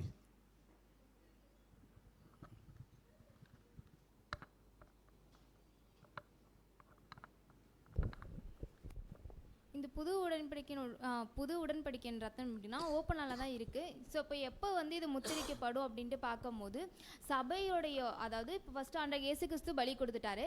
அவங்க கூட என்னன்னு பார்த்தீங்கன்னா, சபையோட பலியும் கொடுக்கும் போது அவங்களுடைய ரத்தமும் ஈக்குவல் ஆகும் போது தான் இது அப்போ வந்து முத்திரிக்கப்படும் அப்படின்றத இங்கே சொல்லியிருக்காங்க. Thank you sister. வேறு?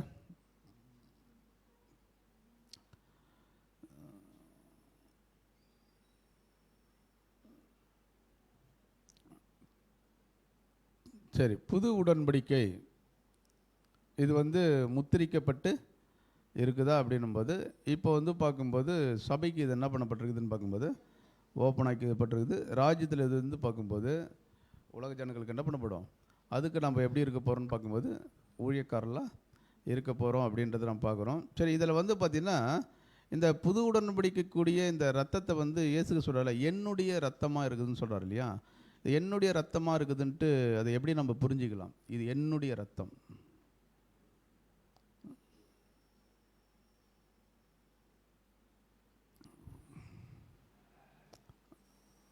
ஷேர் பண்ணுங்க. லூக்கா விருது. தேவநாமம் மகிமைப்படுவதாக. ஆதாம பாவமில்லாத ரத்தமாக இருந்தார். அந்த ரத்தம் பாவம் செஞ்ச நிமித்தமாக குற்றமில்லாத ரத்தமாக இயேசு கிறிஸ்து தான் கொடுத்ததுனால நம்ம இயேசு கிறிஸ்துவ ரத்தம்ன்றதை அதை நம்ம விசுவாசிக்கிறோம். தேங்க்யூ விருதர். வேறு யாராவது ஷேர் பண்ணுறீங்களா? என்னுடைய ரத்தமாக இருக்கிறது, இது புது உடன்படிக்கைக்குரிய என்னுடைய ரத்தமாக இருக்குது அப்படின்னா அந்த பேராகிராஃபில் என்ன விஷயத்தை சொல்லிக்கிறாரோ அதையே நீங்கள் என்ன பண்ணலாம், ஷேர் பண்ணலாம்.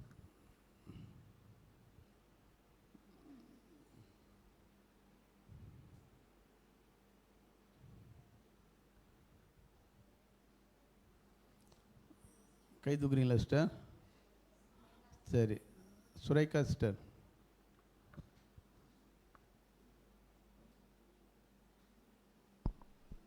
நாங்கள் பேராகிராஃபில் நம்மளுக்கு என்ன சொல்லப்பட்டிருக்குன்னா, நம்மளுக்கு வசனமும் இருக்கும்னா ரத்தம்னா நம்ம ஜீவன்னு பார்ப்போம். இங்கே ஏசு கிறிஸ்து வந்து இது என்னுடைய ரத்தமாக இருக்கிறதுன்னு எப்படி சொல்கிறாங்கன்னா, அவங்க ஜெனிப்பிக்கப்பட்ட போது ஏசு கிறிஸ்து அர்ப்பணிக்கப்பட்டதுமான அந்த ரத்தத்தை தான், அதாவது அவருடைய ஜீவனை அவர் வந்து பலியாக செலுத்துறதுண்ணா. இந்த ஒரு விஷயத்தை தான் அவங்க வந்துட்டு என்னுடைய இது ரத்தமாக இருக்குது அப்படின்னு சொல்கிறாங்கண்ணா. சரி, அப்போ இதில் வந்து யாருக்கு பங்கு இல்லை அப்படின்னு பார்க்கும்போது சபைக்கு என்னது பங்கு இல்லை. இது ஃபுல் அண்ட் ஃபுல் வந்து பார்க்கும்போது யாருடைய ரத்தம், யாருடைய ஜீவன். அப்போ ஒட்டுமொத்த உலகத்துக்கு மீட்கும் பொருளாக யாருடைய ஜீவன், யாருடைய ரத்தம் மட்டும்தான் அங்கே என்ன பண்ணப்படுது, செலுத்தப்படுதுன்னு பார்க்கும்போது இயேசு கிறிஸ்துனுடைய ரத்தம். அதனால தான் அது என்ன சொல்கிறான்னு பார்க்கும்போது அந்த ஈடுபலியில் யாருக்கும் என்ன கிடையாது, பங்கு இல்லை. அதனால தான் என்ன சொல்கிறான்னு பார்க்கும்போது இது என்னுடைய ரத்தம் அப்படின்னு சொல்கிறாரு. இப்போ சீஷர்களை பார்த்து சொல்கிறார் இல்லையா, நீங்கள் எல்லாரும் இதில் என்ன பண்ணுங்க, நீங்கள் எல்லாரும் இதில் பானம் பண்ணிடுங்கள் அப்படின்னு சொல்கிறார் இல்லையா.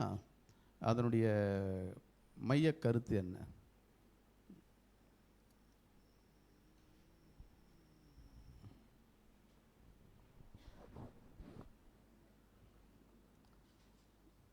என்ன யாருமே கை தூக்கல? கொஸ்டின் புரியலையா? நீங்கள் எல்லாரும் இதிலே பானம் பண்ணுங்கள் அப்படின்னு சொல்கிறாரு. அதனுடைய கருத்து என்னன்னு கேட்குறேன். சரி, கிறிஸ்டிஸ்டர்.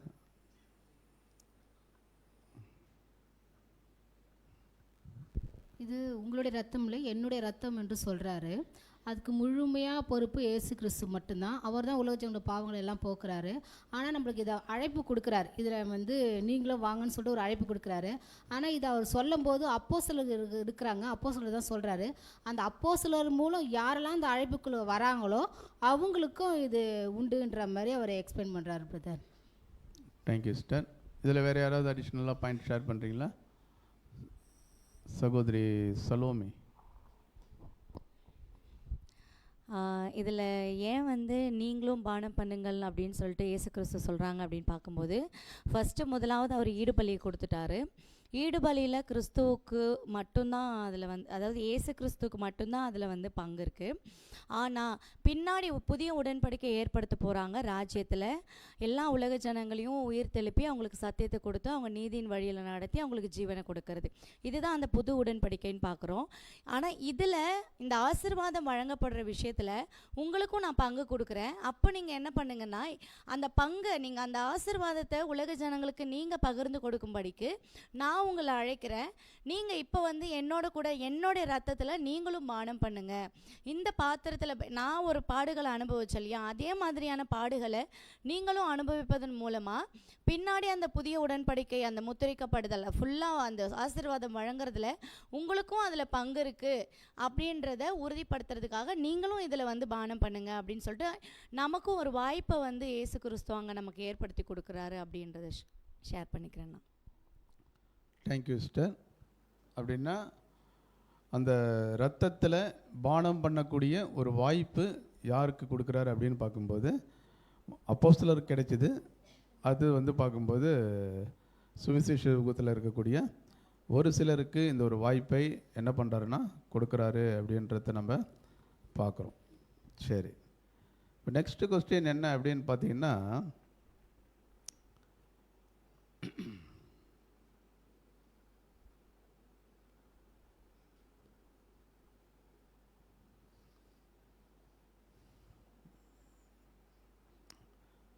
சரி, இதில் நம்ம பங்கு கொள்வதனால நம்ம எதெல்லாம் நம்ம வந்து சுதந்திரவாளியாக மாறுகிறோம்?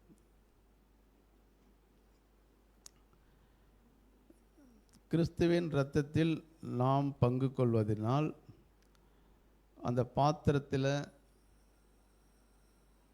நம்ம பங்கு கொள்வதனால எந்தெந்த விஷயத்தில் நம்ம வந்து பார்த்திங்கன்னா பங்காளிகளாக இருக்கிறோம்? அது தெளிவா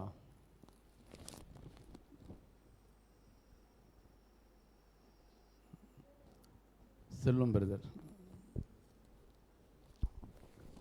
அவருடைய அந்த ஒரு பாத்திரத்தில் நம்ம பங்கு கொள்றதுனால அவர் பட்ட அந்த ஒரு பாடுகள், அந்த ஒரு அவமானங்கள், நிந்தையிலையும் நம்ம என்ன பண்ணுறோம் அப்படின்னா பங்காளிகளாக மாறுறோம். ஸோ அவரோடு கூட அந்த ஒரு பாடுகளை நம்ம சகிச்சாதான் அவரோடு கூட நாளைக்கு ராஜ்யத்தில் அந்த ஒரு ஆளுகையை நம்ம செய்ய முடியும். இப்போ அவருக்கு வந்த அதே மாதிரியான பாடுகள், அவமானங்கள், நிந்தைகள் இருக்குமானா இருக்காது. ஸோ நமக்கு அந்த அபூர்ண சரீரத்தில் நமக்குன்னு சில பாடுகள், உபத்திரவங்கள், அவமானங்கள், நிந்தைகள் இருக்கும்.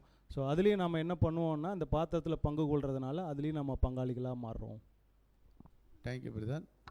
சரி, இப்போ வந்து பார்த்திங்கன்னா அந்த பாத்திரத்தில் நம்ம வந்து பங்கு கொள்கிற ஒரு விஷயம் அப்படின்னு பார்க்கும்போது நம்ம வந்து அவருக்கு பங்காளிகள் அப்படின்னு சொல்லும்போது எதெல்லாம் நம்ம வந்து பங்காளிகள் அப்படின்போது அந்த அவருடைய என்னது பாடு படுது. இப்போ இயேசு கிறிஸ்து எப்படி வந்து பார்க்கும்போது தேவனுடைய சித்தத்திற்காக தன்னை முழுமையாக என்னது அர்ப்பணித்ததுனால அவருக்கு எப்படிப்பட்ட அந்த ஒரு பாடுகள் வந்ததோ அந்த ஒரு பாடுகளுக்கு நம்ம என்ன பண்ணுறோம்?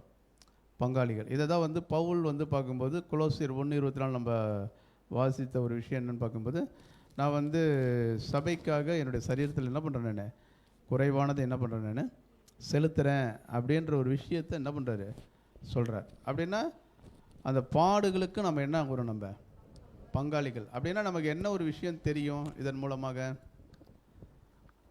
அந்த பாத்திரத்தில் நம்ம பானம் பண்ணுறதுனால நமக்கு என்ன ஒரு விஷயம் புரியுது? அந்த பாத்திரம்னா என்ன,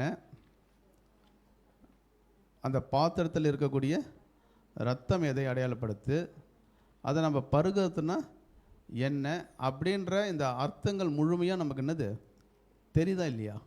அப்படின்னா வசனம் சொல்லப்படுது, இந்த ஒரு ஸ்லாக்கியம் வேறு யாருக்கும் என்ன பண்ணப்படலை, கொடுக்கப்படலை.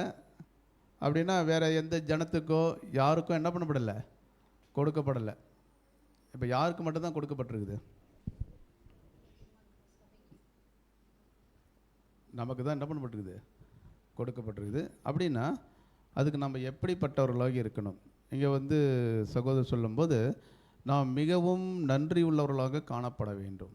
எதற்கு அப்படின்னா மிகவும் நன்றி உள்ளவர்களாக நம்ம காணப்படணும்னா எப்படி பாடுபடுறதுல எப்படி நம்ம நன்றி உள்ளவர்களாக இருக்கிறது? கேள்வி புரிஞ்சுதா? இப்போ வந்து பார்த்தீங்கன்னா இரத்தத்தை சாதாரணமானதாக எண்ணுதல் இல்லைங்களா? அப்படின்னா அதனுடைய மேன்மை என்னன்னு தெரிஞ்சு தான் நம்ம என்ன பண்ணியிருக்கிறோன்னு பார்க்கும்போது அதை பானம் பண்ணுறதுக்கு வந்திருக்கிற நாம் வந்து பார்க்கும்போது அதை குறித்ததான ஃபுல் விஷயம் நமக்கு என்னது தெரியும். அதை பானம் பண்ணுறதுனால என்னென்ன நன்மைகள், என்னென்ன ஆசீர்வாதங்கள் எல்லாமே நமக்கு என்னது தெரியும். அப்படின்னா அதற்காக நம்ம என்ன பண்ணணும், அதை நன்றி துதி செலுத்தணும். கை தூக்குனீங்களா சஞ்சய்?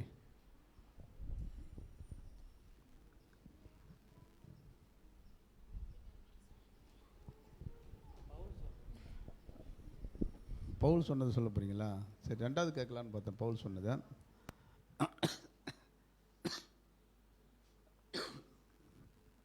சரி, செல்வம் பிரதர் நீங்களா? சரி, செல்வம் மிஸ்டர். ஏன்னா இது ஒன் வேர்டு கொஸ்டின் மாரி நீங்கள் சொல்லுங்கள் சிஸ்டர். அதில் என்ன இருக்குன்னு தெரியாதுன்னா நான் எனக்கு தெரிஞ்ச முயற்சி பண்ணுறேன். என்னென்னா எப்படி நம்ம நன்றி உள்ளவர்களாக காணப்படணும் அப்படின்னு பார்க்கும்போது இப்படிப்பட்ட ஒரு பெரிய ஸ்லாக்கியத்தை தேவன் கொடுத்துருக்கிறாருன்னு முதலாவது நம்ம அண்டர்ஸ்டாண்ட் பண்ணிக்கணும். இப்போது அண்ணா கோபிநாத் சொன்னார் இல்லையா, பிதாவாகிய தேவன் நமக்கு என்ன பெரிய விஷயம் செஞ்சார் அப்படின்னு பார்க்கும்போது குமாரனை கொடுத்தாரு. அதை நம்ம சாதாரணமாக சொல்லிடுவோம். ஆனால் அந்த சாதாரணமாக நம்மளுடைய வாயிலேருந்து அந்த மாதிரியான வார்த்தைகள் வரக்கூடாது.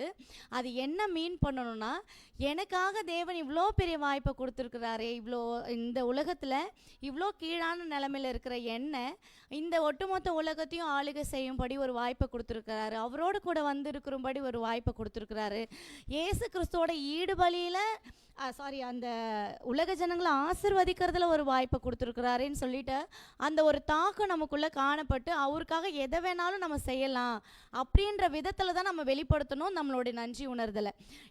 இந்த ஒரு வாய்ப்புக்காக எனக்கு உண்டானது எல்லாவற்றையும் நான் வந்து இழக்க தயாராக இருக்கிறேன், எல்லாமே எது வேணாலும் நான் செய்வேன் அப்படின்ற ஒரு முதலாவது அந்த எண்ணம் நமக்குள்ளே வருது இல்லையா, அதுதான் நமக்குள்ளே அந்த நன்றி உணர்வே க்ரியேட் பண்ணும். நம்ம எது வேணாலும் செய்யலாம் அப்படின்னு சொல்லிட்டு நான் ஷேர் பண்ணிக்கிறேன். Thank you sister. அப்படின்னா இந்த விஷயத்தை வந்து நம்ம எப்படி பார்க்கணும் அப்படின்னு பார்க்கும்போது, ஒரு மிகப்பெரிய என்னது பொக்கிஷமாக புதையலாக என்ன தெரியுமா சொல்கிறாங்க இல்லையா, இந்த உலகத்தில் என்னை காட்டிலும் ஆசீர்வதிக்கப்பட்டவங்க பாக்கியசாலி இல்லைங்களா, பாக்கியவதி. இப்போ மரியாதை சொல்கிறேன் இல்லையா, இது முதல் எல்லாரும் என்னை எப்படின்னான்னு சொல்ல போகிறாங்க, பாக்கியவதின்னு அந்த மாதிரி அதை குறித்ததான ஒரு யாருக்கு வந்து பார்த்திங்கன்னா ஒரு பெரிய ஒரு மேன்மை தெரியுதோ அவங்க அதற்கான அந்த நன்றிகள் என்ன பண்ணுவாங்க, ஏறெடுப்பாங்க. அந்த ஒரு விஷயத்தை தெளிவாக புரிந்து கொண்டவர் தான் யார் அப்படின்னு பார்க்கும்போது பவுல். அவர் வந்து எப்படி அந்த ஒரு நன்றியை வெளிப்படுத்தினார் அப்படின்றத சஞ்சய் இப்போ ஷேர் பண்ணுவார். கர்த்தருக்கு ஸ்தோத்திரம். அதாவது பவுல் இங்கே என்ன சொல்கிறாருன்னா, கிறிஸ்துவுக்குள்ளே ஆதாயமாகிறதும் அவரோட பாடுகளில் வந்து பங்கு பெறதும் அவரோட மரணத்துக்குள்ளே ஸ்நானம் கொள்ளவும் அவரோட பாத்திரத்தில் பங்கடையிறது மட்டும்தான் இங்கே சொல்கிறாரு. அதுக்கு மட்டும்தான் இங்கே ப்ரையாரிட்டி கொடுக்குறாரு. மற்ற எல்லா ஸ்நேகத்தையும் என்ன சொல்கிறாருன்னா ஒரு நஷ்டமன்றதான்றாரு. அதேமாரி நாம் என்ன பண்ணணும்னா, சத்தியம் நம்மளுக்கு தெரிஞ்ச பிறகு இந்த உலகத்துக்குரிய விஷயங்கள், அதாவது உலகத்துக்குரிய நலன்களும் நோக்கங்களும் எல்லாத்தையுமே நம்ம எப்படின்னா ஒரு குப்பையாக தான் நம்ம எண்ணணும். சத்தியத்துக்கு மட்டும் ப்ரையாரிட்டி கொடுத்து நம்ம நடத்தணுன்றது மாதிரி சொல்கிறாரு. அப்படி நம்ம நடக்கலைன்னா இதை வந்து அசட்டை பண்ணுற மாதிரி இருக்கும் அப்படின்றதையும் சொல்கிறாங்க. Thank you brother. செல்லும் பிரதர். இங்கே அப்போஸ்தலனாகிய பவுல் அவர் என்ன பண்ணுறாருன்னா, கிறிஸ்துவையில் அவர் பட்ட அந்த பாடுகளில் ஒரு குறைவானதை அடையிறதுக்காக அவர் எல்லாவற்றையும் நஷ்டம் குப்பையுமாக விட்டுட்டாருன்னு சொல்கிறாரு. ஸோ இன்றைக்கி அவர் தொடர்ந்து வந்துருக்கு. இப்போ நாம் கடைசி கால சரீரங்கமாக இருக்கட்டும், நமக்கும் அதே ஒரு விஷயந்தான். ஸோ தேவன் அவருடைய அந்த ஒரு பெரிய திட்டத்தில், அந்த ஒரு பாவமான மனுக்குலத்தை மீட்டெடுக்கிற திட்டத்தில் தன்னுடைய குமாரனை கொடுத்துருக்காரு. இப்போ அந்த குமாரனுடைய சாயலாக வரக்கூடிய அவங்களுக்கும் என்ன பண்ணுறாருன்னா, அந்த ஒரு ஒப்புரவாகுதல் திட்டத்தில் இவங்களுக்கும் ஒரு பங்கு கொடுத்துருக்காரு அப்படின்றது மிகப்பெரிய ஸ்லாக்கியம். ஸோ இந்த ஒரு சுவிசேஷ யுகத்தில் நமக்கு மட்டும்தான் அந்த ஒரு வாய்ப்பு கிடைச்சிருக்கு, அவருடைய அப்பத்துலேயும் அந்த ஒரு ரத்தத்துலேயும் பங்குக்கூடிய விஷயத்தில். இப்போ அந்த ஒரு மேலான ஒரு காரியம் அப்படின்ற ஒரு விஷயத்தை அறிஞ்சிக்கிட்டு நாமோ ஸோ தேவனுக்கு எந்த அளவுக்கு நன்றி உள்ளவங்களாக இருக்கணும் அப்படின்னு பார்க்கும்போது, நமக்குன்னு இருக்கக்கூடிய எல்லா நோக்கங்களையும் என்ன பண்ணணும்னா தேவனுக்காக விட்டு கொடுக்கணும். மேலான நோக்கங்கள் எல்லாவற்றையும் அவருக்காக ஒரு பொருட்டே இல்லை அப்படின்னு நம்ம என்ன பண்ணணும்னா விட்டு கொடுக்கணும். இல்லைனா இந்த ஒரு பூமியில் எனக்கு இப்படி ஆகணும் அப்படி ஆகணுன்ற விஷயத்தில் நம்ம இன்னும் அந்த ஒரு காரியத்தில் இருந்தோம்னா அவருக்கு கொடுத்த அந்த ஒரு நன்றியான காரியத்துக்கு நம்ம உண்மையான நன்றி உணர்வு உள்ளவர்களாக இருக்க மாட்டோம். Thank you brother. சரி, நேரம் குறைவாக இருக்கிறதுனால இப்போ தேவையான பாயிண்ட் என்ன பண்ணிட்டாங்க, ஷேர் பண்ணிட்டாங்க. அந்த நன்றி உணர்வை பவுல் எப்படி என்ன பண்ணார், வெளிப்படுத்தினார். அதற்காக வந்து என்னென்ன விஷயங்களை அவர் என்ன பண்ணார், தியாகம் பண்ணார் அப்படின்றதெல்லாம் நம்ம என்ன பண்ணலான்னா அந்த ஒரு பவுல் அந்த பிலிப்பியரில் நீங்கள் என்ன பண்ணீங்க படித்து பார்த்துருப்பீங்க. அதேமாதிரி இங்கே என்ன சொல்கிறேன், நாமும் இப்படியாக எண்ணிக்கொள்ள வேண்டும். நாமும் இப்படியாக எண்ணிக்கொள்ள வேண்டும்னா நாம் அப்படின்றது இங்கே யாரை சொல்கிறாருன்னா, நம்மள சொல்லலை, யார் சொல்கிறார், இது தப்பாக எடுத்துக்க போகிறீங்க. நம்ம என்னன்னா அர்ப்பணிப்புக்குள்ளே உண்மையானது வந்து இந்த பூமிக்குரிய ஜீவனை என்ன பண்ணியிருக்கிறாங்க, பலி செலுத்தியிருக்கிறாங்க இல்லையா. அப்படின்னா ஒரு விஷயம் என்ன தெரியுமா புரிஞ்சுக்கணும், நம்ம பூமிக்குரிய ஜீவனை வந்து பெற்றிருக்கிறோம், அதை வந்து நான் பலி என்ன பண்ணியிருக்கிறேன், செலுத்தியிருக்கிறேன்னா அந்த பலி செலுத்துகிற வேலை தான் என்ன பண்ணியிருக்குது, ப்ராசஸில் போயின்னு இருக்குது. ஓகேங்களா. அதை நான் உண்மையாக என்ன பண்ணுறேன், செய்கிறேனான்றது நம்மை நாமே நிதானித்து பார்த்து கொள்ளவும். சரி, இப்படிலாம் தெரிஞ்சுக்கின்னு இதெல்லாம் என்ன பண்ணிட்டோம், தெரிஞ்சுக்கின்னு ஒருத்தவங்க என்ன பண்ணுறாங்க அப்படின்னு பார்க்கும்போது இந்த ஸ்லாக்கியங்களை மற்றும் தெய்வங்கள் அனைத்தையும் அசட்டை பண்ணுகிறார்கள். இப்போ இந்த அசட்டை பண்ணுதல் அப்படின்றதுக்கு என்ன ஒரு அசட்டை பண்ணுதல்னா என்ன? அது யாராவது எக்ஸ்பிளைன் பண்ண முடியுமா? அசட்டை பண்ணுதல் அசுத்தம் என்று எண்ணின்னு சொல்லப்பட்டிருக்கோம். அசுத்தம் கிடையாது, அசட்டை. அசட்டை பண்ணுதல் அப்படியே கொஞ்சம் டெப்த்தாக கூட நீங்கள் என்ன பண்ணுங்கள் சொல்லலாம். செண்பக பிரியா. சரி.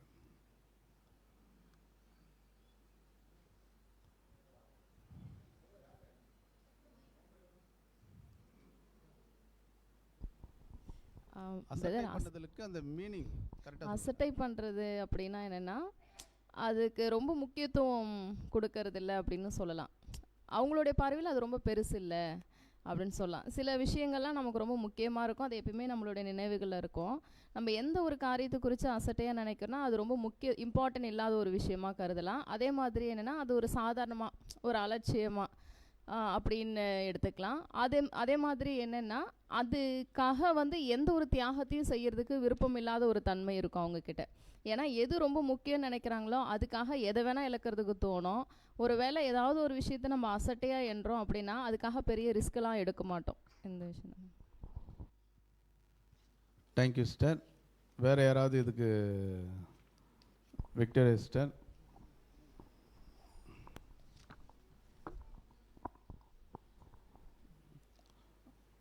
அசட்டை பண்ணுதல் அதுக்கு எக்ஸ்பிளைன் மட்டும் பண்ணால் போதும். அசட்டை பண்ணுறதுனா இந்த வாய்ப்பு மற்ற ஜனங்களுக்கோ, அதாவது யூதயுகத்தில் இருந்தவங்களுக்கோ இல்லை தூதர்களுக்கோ உலக ஜனங்களுக்கோ இந்த வாய்ப்பை கொடுக்கல, நமக்கு தான் கொடுத்துருக்காரு. அதை நம்ம அசட்டை பண்ணுறது நம்ம கொடுத்த வாய்ப்பை மிஸ் பண்ணுறது அப்படின்னா, யாருக்குமே கிடைக்காத ஒரு வாய்ப்பு தான் நம்மளுக்கு கிடைச்சிருக்கு. இது மாதிரியே இப்போ தூதர்களுக்கும் அந்த வாய்ப்பு கிடைக்க போகிறது கிடையாது, இனி வர காலங்களுக்கும் அது கிடைக்க போகிறது கிடையாது. சரி, சொல்லும் பிரதர், அதை ஷேர் பண்ணுறீங்களா? அசட்டை பண்ணுறதுன்னா நம்ம எதை புரிஞ்சுக்கலாம்னா, நம்ம தேவன் நம்மளுக்கு எவ்வளோ நன்மைகளை செய்திருக்கிறாரு. அவருடைய குமாரனை கொடுத்துருக்கிறாரு. அவர் குமாரனை மூலமாக நம்ம உலகத்தில் பார்த்தீங்கன்னா நம்ம அந்நியரும் பரதேசமாக இருந்துக்கிறோம். நம்மளை கூட்டு அவர் குமாரன் மூலியமாக நம்மளை கூட்டு தேவன் நம்மளுக்கு ஒரு பெரிய பொசிஷனை அவர் குமாரன் கூட சாயலாக நம்ம மாறத்துக்கு கூப்பிட்டுருக்கிறாரு. இவ்வளோ விஷயங்களும் நம்மளுக்கு தேவன் தெரிய வச்சு இவ்வளோ தூரம் சொல்லி நம்ம ஒரு அசட்டை பண்ணுறவங்களாம் நம்ம இருந்தோம்னாக்கா நம்ம ஒரு வசனம் கூட நம்ம அந்த எபிரேயரில் நம்ம படிக்கலாம். முதலாவது கர்த்தர் மூலமாய் அறிவிக்கப்பட்டு பின்பு அவரிடத்தில் கேட்டவர்களே நமக்கு உறுதியாக்கப்பட்டதும் அடையாளங்களினாலும் அற்புதங்களினாலும் பலவிதமான பலத்த செயல்களினாலும் தம்முடைய சித்தத்தின்படி பகிர்ந்து கொடுத்த பரிசுத்த ஆவியின் வரங்களினாலும் தேவன் தாமே சாட்சி கொடுத்தவரமாக இருக்கிற இவ்வளோ பெரிதான ரட்சிப்பை குறித்து நாம் கவலையற்று இருப்போமானால் லாஸ்ட் என்ன சொல்கிறோம், தண்டனைக்கு எப்படி தப்பித்து கொள்வோம்னு சொல்கிறாரு. நம்ம அந்த கொடுக்குற அந்த ஒரு பெரிய பொக்கிஷத்தை நம்ம அசட்டை பண்ணக்கூடாதுன்ற மாரி தான் நம்ம பார்க்குறோம். சரி சிஸ்டர், சரி பிரதர், தேங்க்யூ. இப்போ பார்த்தீங்கன்னா அந்த வசனத்தை நான் மறுபடியும் கோட் பண்ணுறேன். தேவனுடைய குமாரனை காலின் கீழ் மிதித்து தன்னை பரிசுத்தம் செய்த உடன்படிக்கையின் இரத்தத்தை சாதாரணம் என்று எண்ணி கிருபையின் ஆவியை நிந்திக்கிறவன் எவ்வளோ கொடிதான ஆக்கினைக்கு அப்படின்னா, அந்த கொடிதான ஆக்கினைனா என்னன்னு பார்த்துட்டோம். அந்த கிருபையின் ஆவியை நிந்திக்கிறதுனா என்ன, குமாரனை காலின் கீழ் போட்டு மிதிக்கிறதுனா என்ன, பரிசுத்தம் செய்த உடன்படிக்கையின் இரத்தத்தை சாதாரணமாக என்ன என்றதுனா என்னன்றது தான் இந்த ஒரு பேராகிராஃபில் என்ன பண்ணப்பட்டிருக்குது, சொல்லப்பட்டது. இந்த சாதாரணமாக எண்ணக்கூடியவர்கள் ஃபஸ்ட்டு பார்க்கும்போது அவங்களுடைய முதல்ல பார்க்கும்போது அவங்களுடைய கண்கள் பிரகாசப்பட்டிருக்கும், வெளிச்சத்தில் இருந்திருப்பாங்க. அடுத்தது என்ன சொல்கிறாருன்னா, அவங்க குருடாக்கப்பட்ட ஒரு நிலைமைக்குள்ள என்னது போவாங்க அப்படின்னா அந்த குருடாக்கப்பட்ட போகிறதுனா என்ன, ஒருவேளை நாம் எப்போதாகிலும் குருடர்களாய் போவோமானால் அப்படின்னா அது எப்படி புரிஞ்சிக்கலாம்? குருடராக போகிறதுன்னா என்ன அர்த்தம்? இந்த அசட்டை பண்ணுறவங்க அந்த ஃபஸ்ட்டு ஸ்டேஜ் எப்படிக்குன்னா அந்த குருட்டாட்டத்துக்குள்ளே கொஞ்சம் கொஞ்சமாக என்ன பண்ணுவாங்க, போவாங்களாம். அப்படின்னா அந்த குருட்டாட்டத்துக்குள்ளே போகிறதுனா என்ன சொன்னீங்கன்னா நம்ம முடிச்சிடலாம். நெக்ஸ்ட்டு இன்னொரு கேள்வி இருக்குது. எல்லாம் அமைதியை காத்தா என்ன அர்த்தம்? சீட்டு போடலாமா? அது வந்து பார்த்தீங்கன்னா அசட்டை பண்ண அது என்ன ஆகிடும்னா அவங்களுக்கு ஒரு பழக்கமாக போயிடும். அந்த பழக்க வழக்கத்தினால அவங்க வந்து எதுவுமே தெரியாத அளவுக்கு கூட மாரி போகிறதுக்கு வாய்ப்பு இருக்குது. தேங்க்யூ. பூபாலன் பிரதர். குருட்டாட்டம்னா இப்போ கண்கள் இருந்தும் கூடர்கள், காதுகள் இருந்தும் செவிடுகள்னு சொல்லிட்டு நம்ம யாரை சொல்கிறோன்னா, அப்போ சத்தியத்தை கேட்டு அசட்டை பண்ணுறாங்க, சொல்லப்போனால் கூட அசட்டை பண்ணுறவங்க தான் நம்ம சொல்கிறோம். இப்போ அதே விஷயத்தில் இந்த அழைப்பு நான் என்ன, இதனுடைய மேன்மை என்ன, இது யாருக்கெல்லாம் அழைக்கப்பட்டிருக்கு, இதனுடைய ப்ராலிட்டி என்ன, இதுக்கு நம்ம ஒரு நினச்சி பார்க்க முடியாமல் ஒரு விஷயம் எல்லாவற்றையும் தெரிஞ்சுக்கிட்டும் நம்ம வசந்த படிச்சு மேலே தான் அவருடைய அழைப்பையும் அவருடைய ரத்தத்தையும் நம்ம அசட்டை பண்ணி ரொம்ப கேர்லெஸ் பண்ணுறது தான் அவர் பண்ணும்போது தான் அப்போ வந்து இந்த வசனம் நமக்கும் அப்படியே அப்சர்வ் ஆகுது. கண்கள் இருந்தும் குடராயிடும், காதுகள் நம்ம நிறைய விஷயங்களை கேட்டோம், அந்த இடத்துல செவிடராகி அவரை நம்ம மேலும் மேலும் நம்ம காலிங்க போட்டு மிதிக்கிற அளவுக்கு நமக்கு மனநிலை வந்து வளர்ந்து போயிடுது. வளர்ந்து போகும்போது தான் நம்ம வந்து கண்கள் இருந்து குருடராக்குன்றதை நம்ம பார்க்குறோம். Thank you brother. சரி, என்ன சார் ஷேர் பண்ணிங்களா? Christy sir. முன்னாடியே வசனத்திலே பவுல் சொல்லியிருப்பார்ல பிரதர், நான் எல்லாத்தையும் அதாவது அவருடைய பாடலை ஐக்கியம் கலவும் கிறிஸ்துவை ஆதாயமாக்கி கலவும் அஷ்டமண்டு குப்பை என்றும் விட்டு இது மிகப்பெரிய ஸ்லாக்கியம்னு சொல்லியிருக்காரு. இந்த ஸ்லாக்கியத்தை நீங்கள் அடையணும்னு சொல்லியிருக்கிறாரு. ஆனால் இங்கே யார் கூடாக்கப்பட்டிருக்கிறாங்கன்னா அப்பேற்பட்ட ஸ்லாக்கியத்தை நம்ம வந்து அலட்சியமாக என்றோம். நம்ம அலட்சியமாக என்றதுன்னா பூமிக்கிற விஷயத்தில் எல்லா சத்திய அறிவும் பெற்றுக்கொண்டு பூமிக்கிற விஷயத்தில் அப்படியே நுழைஞ்சிருது எல்லாமே. இது எல்லாம் தெரிஞ்சு பூமி விஷயத்தில் நுழையும் போது தான் நம்ம குரலாக்கப்பட்டிருக்கிறோம்னு சொல்கிறது புரியுது பிரதர். Okay, thank you. சரி, இப்போ இந்த சாதாரணமாக எண்ணுதல், அசட்டை பண்ணுதல், இப்போ தன்னை பரிசுத்தம் செய்த ரத்தத்தை என்ன பண்ணுறது, அசுத்தம் என்ற ஒரு விஷயத்தை, தேவனுடைய குமாரனை என்னது காலின் போட்டு மிதிக்கிற ஒரு விஷயம், இதெல்லாம் வந்து பார்க்கும்போது என்னன்னு பார்க்கும்போது ஒரு final stage, full and full வந்து பார்க்கும்போது பின்மாற்றத்துக்குள்ள என்னது போகக்கூடிய விஷயம். அதை வந்து பவுல் வந்து பார்க்கும்போது எபிரேய நிருபத்தில் எப்படி சொல்வார் அப்படின்னு பார்த்தீங்கன்னா, ஒரு தரம் பிரகாசிக்கப்பட்டும் பரம இவை ருசி பார்த்தோம் இல்லைங்களா, இனி வரும் பலன்கள் மேல் எல்லாத்தையும் ருசி பார்த்து மறுதலித்து போனவர்கள். இப்போ அவங்கள குறித்து என்ன ஒரு விஷயம் சொல்லப்படுதுன்னு பார்க்கும்போது, தன்மேல் அடிக்கடி பெய்யக்கூடிய மழையின் தண்ணீரை குடித்து அதற்கேற்ற என்ன பண்ணுறதில்ல. ஆமாம், இதுக்கு இன்னொரு விஷயம் என்ன சொல்லலாம், ரொம்ப ரொம்ப இதுவாக சொல்லணும்னா பேதுரு சொல்வார், நாய் தன் கக்கினதை தின்னவும் கழுவப்பட்ட பன்றி சேற்றிலே புரளவும் என்னது திருமண ஒரு காரியத்தை பற்றி அங்கே என்ன பண்ணுறது.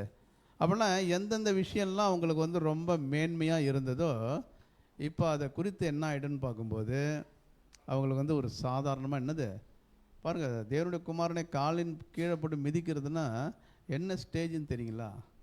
சாதாரணமாக என்றது அற்பமாக என்றது என்ன பேர் பக்கத்து அற்பமாக இல்லைங்களா? இப்போனா இதை நீங்கள் படிச்சிருப்பீங்க, தெரியும், எல்லாமே என்னது தெரியும். சரி, இப்போ இந்த ஒரு விஷயத்தை யார் செய்ய மாட்டோம்?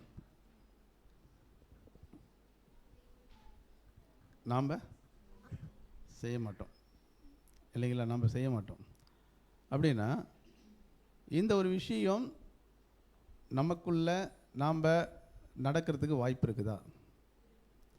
எந்தெந்த சூழ்நிலையில் அந்த மாதிரி நாம் சாதாரணமாய் என்றோன்றதை குறித்து ஒரு 2-3 பேர் அப்படியே ஷேர், ஒரு சில பாயிண்டில் ஷேர் பண்ணால் போதும். எந்தெந்த சூழ்நிலையில் நம்ம வந்து அதை சாதாரணமாக என்ன பண்ணுறோம் என்றோம். இப்போது ரத்தத்தினுடைய மதிப்பை தெரிஞ்சுக்கின்னு எதுக்காக வந்திருக்கிறோன்னு தெரிஞ்சுக்கின்னு பூமிக்குரிய விஷயத்தெல்லாம் என்ன பண்ணியிருக்கிறோம், தியாகம்லாம் பண்ணிவிட்டு அந்த அர்ப்பணிப்பினுடைய வாழ்க்கைனா என்னன்னு தெரிஞ்சுக்கின்னு இப்போ நம்மளுடைய லைஃப்பில் இது நடக்கிறதுக்கு வாய்ப்பு இருக்குதா சாதாரணமாக என்ற ஒரு விஷயம்? ஏன்னா 11ஆம் தேதி பங்கெடுக்க போகிறோம். அதுக்கு முன்னாடி வசனம் என்ன சொல்லுதுன்னா, நாம் என்னது நிதானித்து பார்க்கணும். அப்படின்னா இந்த ஒரு விஷயம், இந்த ஒரு கேரக்டரு எந்தெந்த டைமில் நம்மகிட்ட வந்து வெளிப்படுது அப்படின்றது ஏதாவது ஒரு சின்ன உதாரணங்கள், ஒரு பாயிண்ட் மட்டும் சொல்லுங்க பிரதர். தேவன் நாம மகிமைப்படுவதாக. சாதாரணமாக என்ற அந்த மனநிலை வர்றதுக்கான வாய்ப்பு இருக்கான்னு கேட்டால் வாய்ப்பு இருக்குது. எப்படி இருக்குன்னு கேட்டிங்கன்னா, நான் வந்து தொடர்ந்து வந்து அவருடைய ரத்தத்தையும் அப்பத்தையும் நான் புசிக்கிறேன்.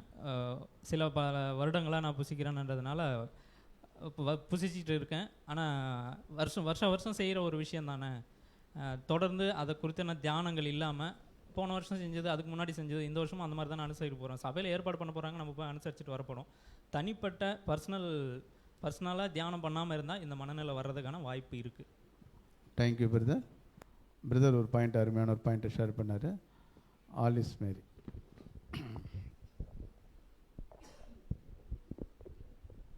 அண்ணா சொல்கிற பாயிண்ட்டு மேட்ச் ஆகுமான்னு தெரிலண்ணா. அசட்டை பண்ணுகிறவர்கள் எப்படி இருப்பாங்கன்னா, ஆவிக்குரிய நோய் அதிகமாக பாதிக்கப்பட்டவர்களாக இருப்பாங்க. ஏன்னா இப்போ அந்த அசட்டை எதனால் வரும்னா, அவங்கக்கிட்ட இருக்கிற அந்த பலவீனம் அதிகமாக இருக்கிறதுனால தான் அந்த அசட்டைக்குரிய அதிகமான ஒரு நிலைமைக்கு போயிடுவாங்க. அது என்னென்னா ஆவிக்குரிய நோய்.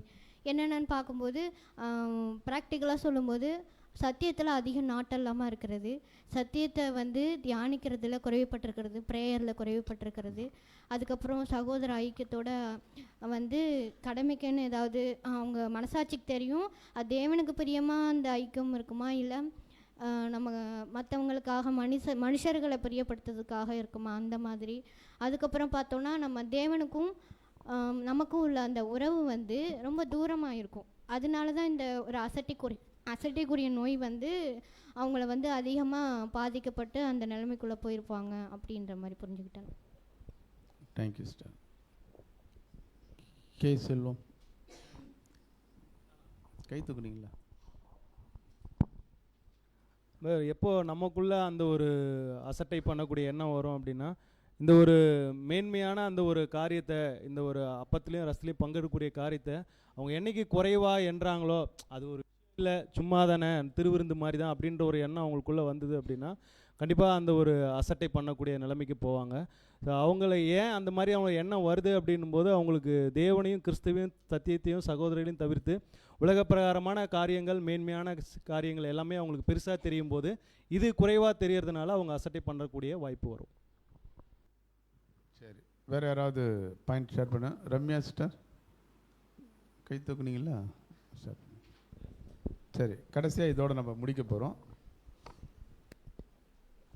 இன்னும் most of brothers and sister cover பண்ணிட்டாங்க. நான் இன்னும் ஒரு பாயிண்ட்னா, இந்த வாய்ப்பை வந்து ஒரு மிகப்பெரிய ஸ்லாக்கியம் அப்படின்ட்டு ஃபஸ்ட் நம்ம உணரல அப்படின்னா, இந்த நோக்கத்தை உணரல அப்படின்னா கண்டிப்பாக நம்ம அசட்டை பண்ணுவோம் அப்படின்ற மாதிரி. Thank you sister. சரி சரி பிரதர், ஒரு பாயிண்ட் ஷேர் பண்ணிங்க, 2 பாயிண்ட் ஷேர் பண்ணிங்க. ஷேர் பண்ணுங்கடி. ஃபஸ்ட்டு இதனுடைய தாற்பனையை நமக்கு புரிஞ்சிருக்கணும். இந்த தாற்பயத்தினுடைய இது நமக்கு புரியலனாலே எவ்வளோ விஷயங்கள் நம்ம கேட்டிருந்தாலும் சரி, படிச்சிருந்தாலும் சரி, ஆனால் அதனுடைய உள்ளுணர்வு வந்து நமக்கு வந்து சரியாக புரியலைன்னா நம்ம இது அசட்டை பண்ணுற விஷயமாக தான் பார்ப்போம். நம்ம படிக்கலைன்னா கூட கேட்குற விஷயத்தை வச்சு கூட நம்ம உள்ளுணர்வு வந்து ஒரு ஸ்ட்ராங்காக இருந்துச்சுனாக்கா நமக்கு கிடச்சிருக்க இந்த விஷயம் வந்து ஒரு பெரிய விஷயம், ஒரு ஸ்லாக்கின்றது நமக்கு வந்து ஸ்ட்ராங் பண்ணிக்கும். அதன் மூலம் கூட நம்ம வளர்கிறதுக்கும் அசட்டை பண்ணாமல் இருக்கிறதுக்கும் வாய்ப்பு இருக்குது. அதே போல் உலக காரியங்களில் நம்ம கொஞ்சம் ஈர்ப்பு அதிகமாக காமிச்சிட்டோம்னா இந்த ஒரு விஷயம் ஸ்லாக்கிய இந்த ஒரு அழைப்பு நமக்கு வந்து மேன்மையாக தெரியாது. உலக காலத்தில் நிறைய விஷயங்கள் நம்ம போக சம்பாதிக்கணும், நிறையா இது பண்ணணும், அந்த மாதிரி விஷயத்தில் நம்ம இன்வால்மெண்ட் ஆனாலே இந்த ஒரு விஷயம் வந்து நமக்கு வந்து ஒரு பெருசாக தெரியாது. அதான் இதை நாய்த்தன் கக்கனதை தின்றதை போலையும் பண்டி சேட்டில் விட போலையும் நீ எவ்வளோ தான் அவங்கள மறுபடியும் நிறைய விஷயங்கள் கேட்டுன்னு இருந்தாலும் அந்த விஷயம் உள்ளுக்குள்ளே போய் அவங்களுக்கு கிரியை செய்யாது.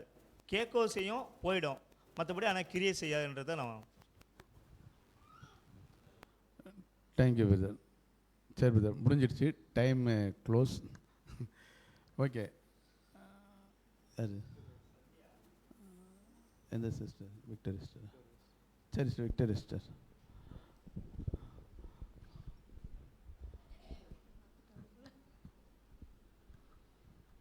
அதாவது நம்ம கேட்குற விஷயத்தில் வந்து அதான் கிரியை பற்றி தான் சொன்னேன். நம்ம வந்து வருஷம் தேவன் நமக்கு வாய்ப்பு கொடுக்குறாரு. நம்ம வந்து நம்முடைய கிரியை ஃபஸ்ட்டு வந்து விசுவாசம் வேணும். நம்ம எதுக்காக வந்திருக்கிறோம், அந்த ரத்தத்தையும் அந்த பானத்தையும் எதுக்காக பங்கெடுக்கிறோன்ற விசுவாசத்தில் வந்து உறுதியாக இருக்கணும், ஆழமாக இருக்கணும். அந்த விசுவாசத்தை வந்து கிரியைகளை செயல் பண்ணணும். அந்த கிரியை வந்து எப்படின்னா சத்தியத்துக்கு மொத்தமாக நம்முடைய வாழ்க்கையில் அதை நாளுக்கு நாள் வளரும் போது அதை நம்ம அசட்டை பண்ண மாட்டோம். ஒருவேளை அதை விட்டு நம்ம உலக பிரகமான காரியத்துக்கு நம்ம அது முக்கியத்துவம் கொடுத்துட்டோன்னா ஆவிக்குரிய கிரிகளை குறைய வந்ததுனாக்கா நம்ம உண்மையிலே அது அசட்டை பண்ணுறதுக்கு காரணமாக இருக்கும். Thank you sister. சரி, எல்லாருமே நல்லா என்ன பண்ணுறீங்க, இதை என்ன பண்ணுங்கன்னா வீட்டில் போய் மறுபடியும் என்ன பண்ணுங்கள், சிந்திச்சு பாருங்கள். ரொம்ப ஒரு அருமையான ஒரு ரீப்ரிண்ட் இது. குமாரனை காலின் கீழ் போட்டு மிதிக்கிறதுனா என்ன, தன்னை பரிசுத்தம் செய்த உடன்படிக்கை இரத்தத்தை சாதாரணமாக நினைக்கிறதுனா என்ன, அப்போ நம்ம பண்ண அர்ப்பணிப்புக்கு எப்பெல்லாம் நம்ம வந்து ஆப்போசிட்டாக செயல்படுறோமோ இல்லைங்களா, எப்பெல்லாம் நம்ம வந்து பார்க்கும்போது வெளிச்சத்துலேருந்து இருளுக்குள்ளே என்ன பண்ணுறோம் வந்தோமோ, எது வேணான்னு உதறி தள்ளிட்டு மறுபடியும் அதை போய் ஆசையாக என்ன பண்ணலாம், பார்க்கலாம், செய்யலாம் அப்படின்ற ஒரு எண்ணம் வருது. அடுத்தது என்ன விஷயம்னா, ஜெபம் பண்ணுவாங்க எல்லோரும். எப்படி ஜெபம் பண்ணுவாங்கன்னா டெய்லி ஜெபம் பண்ணுவாங்க. ஒரு அது அந்த ஜெபம் என்ன ஆகிடுன்னா அப்படியே சாதாரணமாகிடும் ஜெபம். எப்படின்னா நம்ம எது செய்தாலும் கிறிஸ்து என்ன பண்ணுறாரு, மன்னிச்சிருவார் அப்படின்ற ஒரு எண்ணம் வருது இல்லையா. இதுவே வந்து பார்க்கும்போது மிகப்பெரிய என்னது அசட்டை பண்ணுற விஷயம். என்ன செஞ்சாலும் சரி நம்ம சொல்கிறோம் இல்லையா, மெதர் இங்கே போனீங்கன்னா எனக்கு தெரிஞ்ச நான் என் பேரை சொன்னால் எல்லாமே உங்களுக்கு என்ன பண்ணுவார், செய்வார். அப்படின்னா என்ன அர்த்தம்னா இந்த இடத்துக்கு போனால் இவர் எல்லாத்தையும் பார்த்துக்குவாருன்ற இல்லையா. அப்போ நான் என்ன தப்பு வேணாலும் என்ன பண்ணுவேன். ஆனால் யார் அதுக்கு வந்து பொறுப்பாளி ஆகிடுவா, கிறிஸ்து பார்த்துக்குவார் எல்லாத்தையும். அப்படின்ற ஒரு தைரியம் யாருக்குள்ளே இருக்குதோ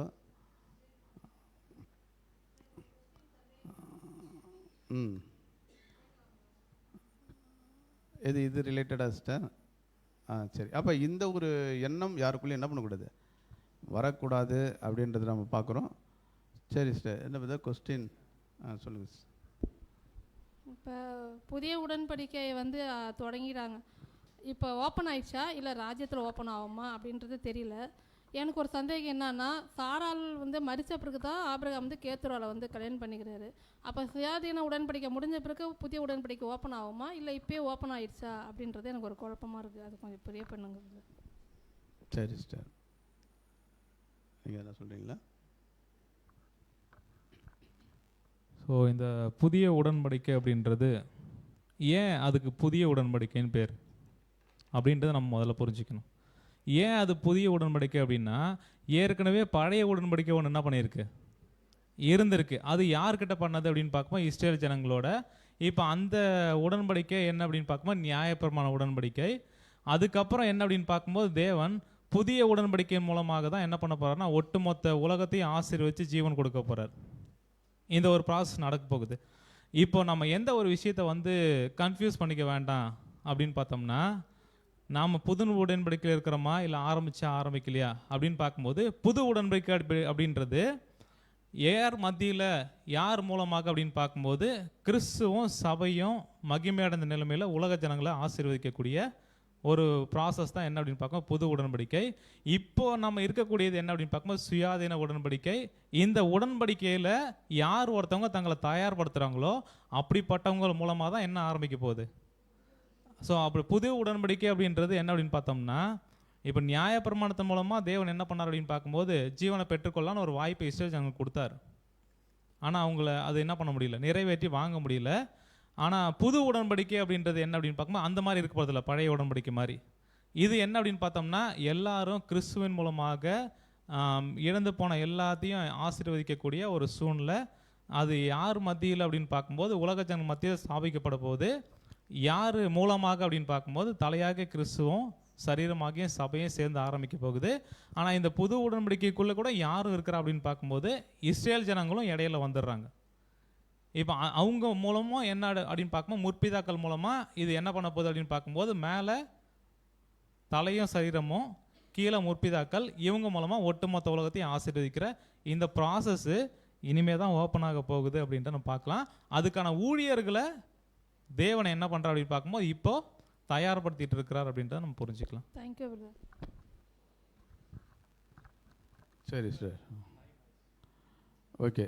அதனால் என்னென்னா கொஸ்டின்றதை நம்ம இன்னொரு நாளைக்கு கூட என்ன பண்ணிக்கலாம், வச்சுக்கலாம். அதனால் இது பண்ணுங்கள். இப்போ நம்ம என்ன பண்ணலாம் இதை, அதாவது அதனால தான் என்ன சொல்லப்படுதுன்னா முத்திரிக்கிற ஒரு விஷயத்தை பற்றி அங்கே பிரதர் இந்த ரீஃபரன்ஸ்லேயே என்ன பண்ணியிருப்பார், பேசியிருப்பார். ஏன்னா இது வந்து என்ன பண்ணப்பட்டதுன்னா இப்போதைக்கு வந்து யாருக்காக அந்த ஒரு பலியை கிறிஸ்து செலுத்தினாரோ அவங்களுக்கான ஒரு விஷயத்தில் வந்து பார்க்கும்போது முத்திரிக்கப்பட்டிருக்குது. அது வந்து எப்போ முத்திரிக்கப்பட்டிருக்கு அப்படின்னா என்னன்னா சீல்டு. அது என்ன அப்படின்னு பார்க்கும்போது இன்னும் ஓப்பன் ஆகலை. ஸோ முத்தரிக்கப்பட்டிருக்கு அப்படின்னா அது வந்து சீலாக இருக்குது, ஓப்பன் ஆக போகிறது பின்னாடி அப்படின்றத நம்ம புரிஞ்சுக்கலாம். சரி, இதோட நம்ம என்ன பண்ணலாம், நம்ம நிறைவு செய்யலாம். இப்போ இந்த ஒரு விஷயங்கள் எதற்காக நம்மளுடைய கவனத்திற்கு பவுல் இங்கே கொண்டு வரான்னு பார்க்கும்போது, நாம் அப்படிப்பட்ட ஒரு சூழ்நிலையில் என்ன பண்ணக்கூடாது, போயிடக்கூடாது. இப்போ நாம் வந்து பார்க்கும்போது எந்த நிலைமையில் இருக்கிறோம் அப்படியே நம்ம தெரிஞ்சுக்கின்னு நம்மை நாம் என்ன பண்ணணும், சரிப்படுத்தி கொள்ளணும். ஒரு வேளை வந்து பார்க்கும்போது தெரியலன்னா பரவாயில்ல. இதனால தான் வெளிப்படுத்தல ஒரு விஷயம் வசனம் சொல்லுவார் இல்லையா, நீ ஆதியில் கொண்டிருந்த அன்பை விட்டுட்ட இல்லைங்களா. அப்படின்னா நம்ம எதில் குறைவுபட்டிருக்கிறோன்றத நம்ம என்ன பண்ணணும், நம்ம சரி செய்து கொள்ளத்துக்கு தான் நம்ம இப்படிப்பட்ட ரீஃபரன்ஸ்லாம் என்ன பண்ணுறோம், நம்ம படிக்கிறோம். மற்றபடி யாரையும் நம்ம வந்து என்னது பயமுறுத்துவதற்காக இந்த ஒரு ரீஃபரன்ஸ்லாம் என்ன பண்ணுறதில்ல, படிக்கிறது கிடையாது. நம்மை நாம் என்னது, ஏன்னா நம்ம வந்து எதற்காக வந்திருக்கிறோமோ அதற்கான ஒரு ஓட்டத்தை என்னது ஓடி முடிக்கணும் இல்லைங்களா.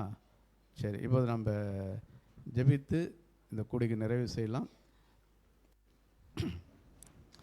கூடிக்கு நிறைவாக நம்முடைய சகோதரர் செல்வம் செல்வம் ஜெபம் செய்வார்.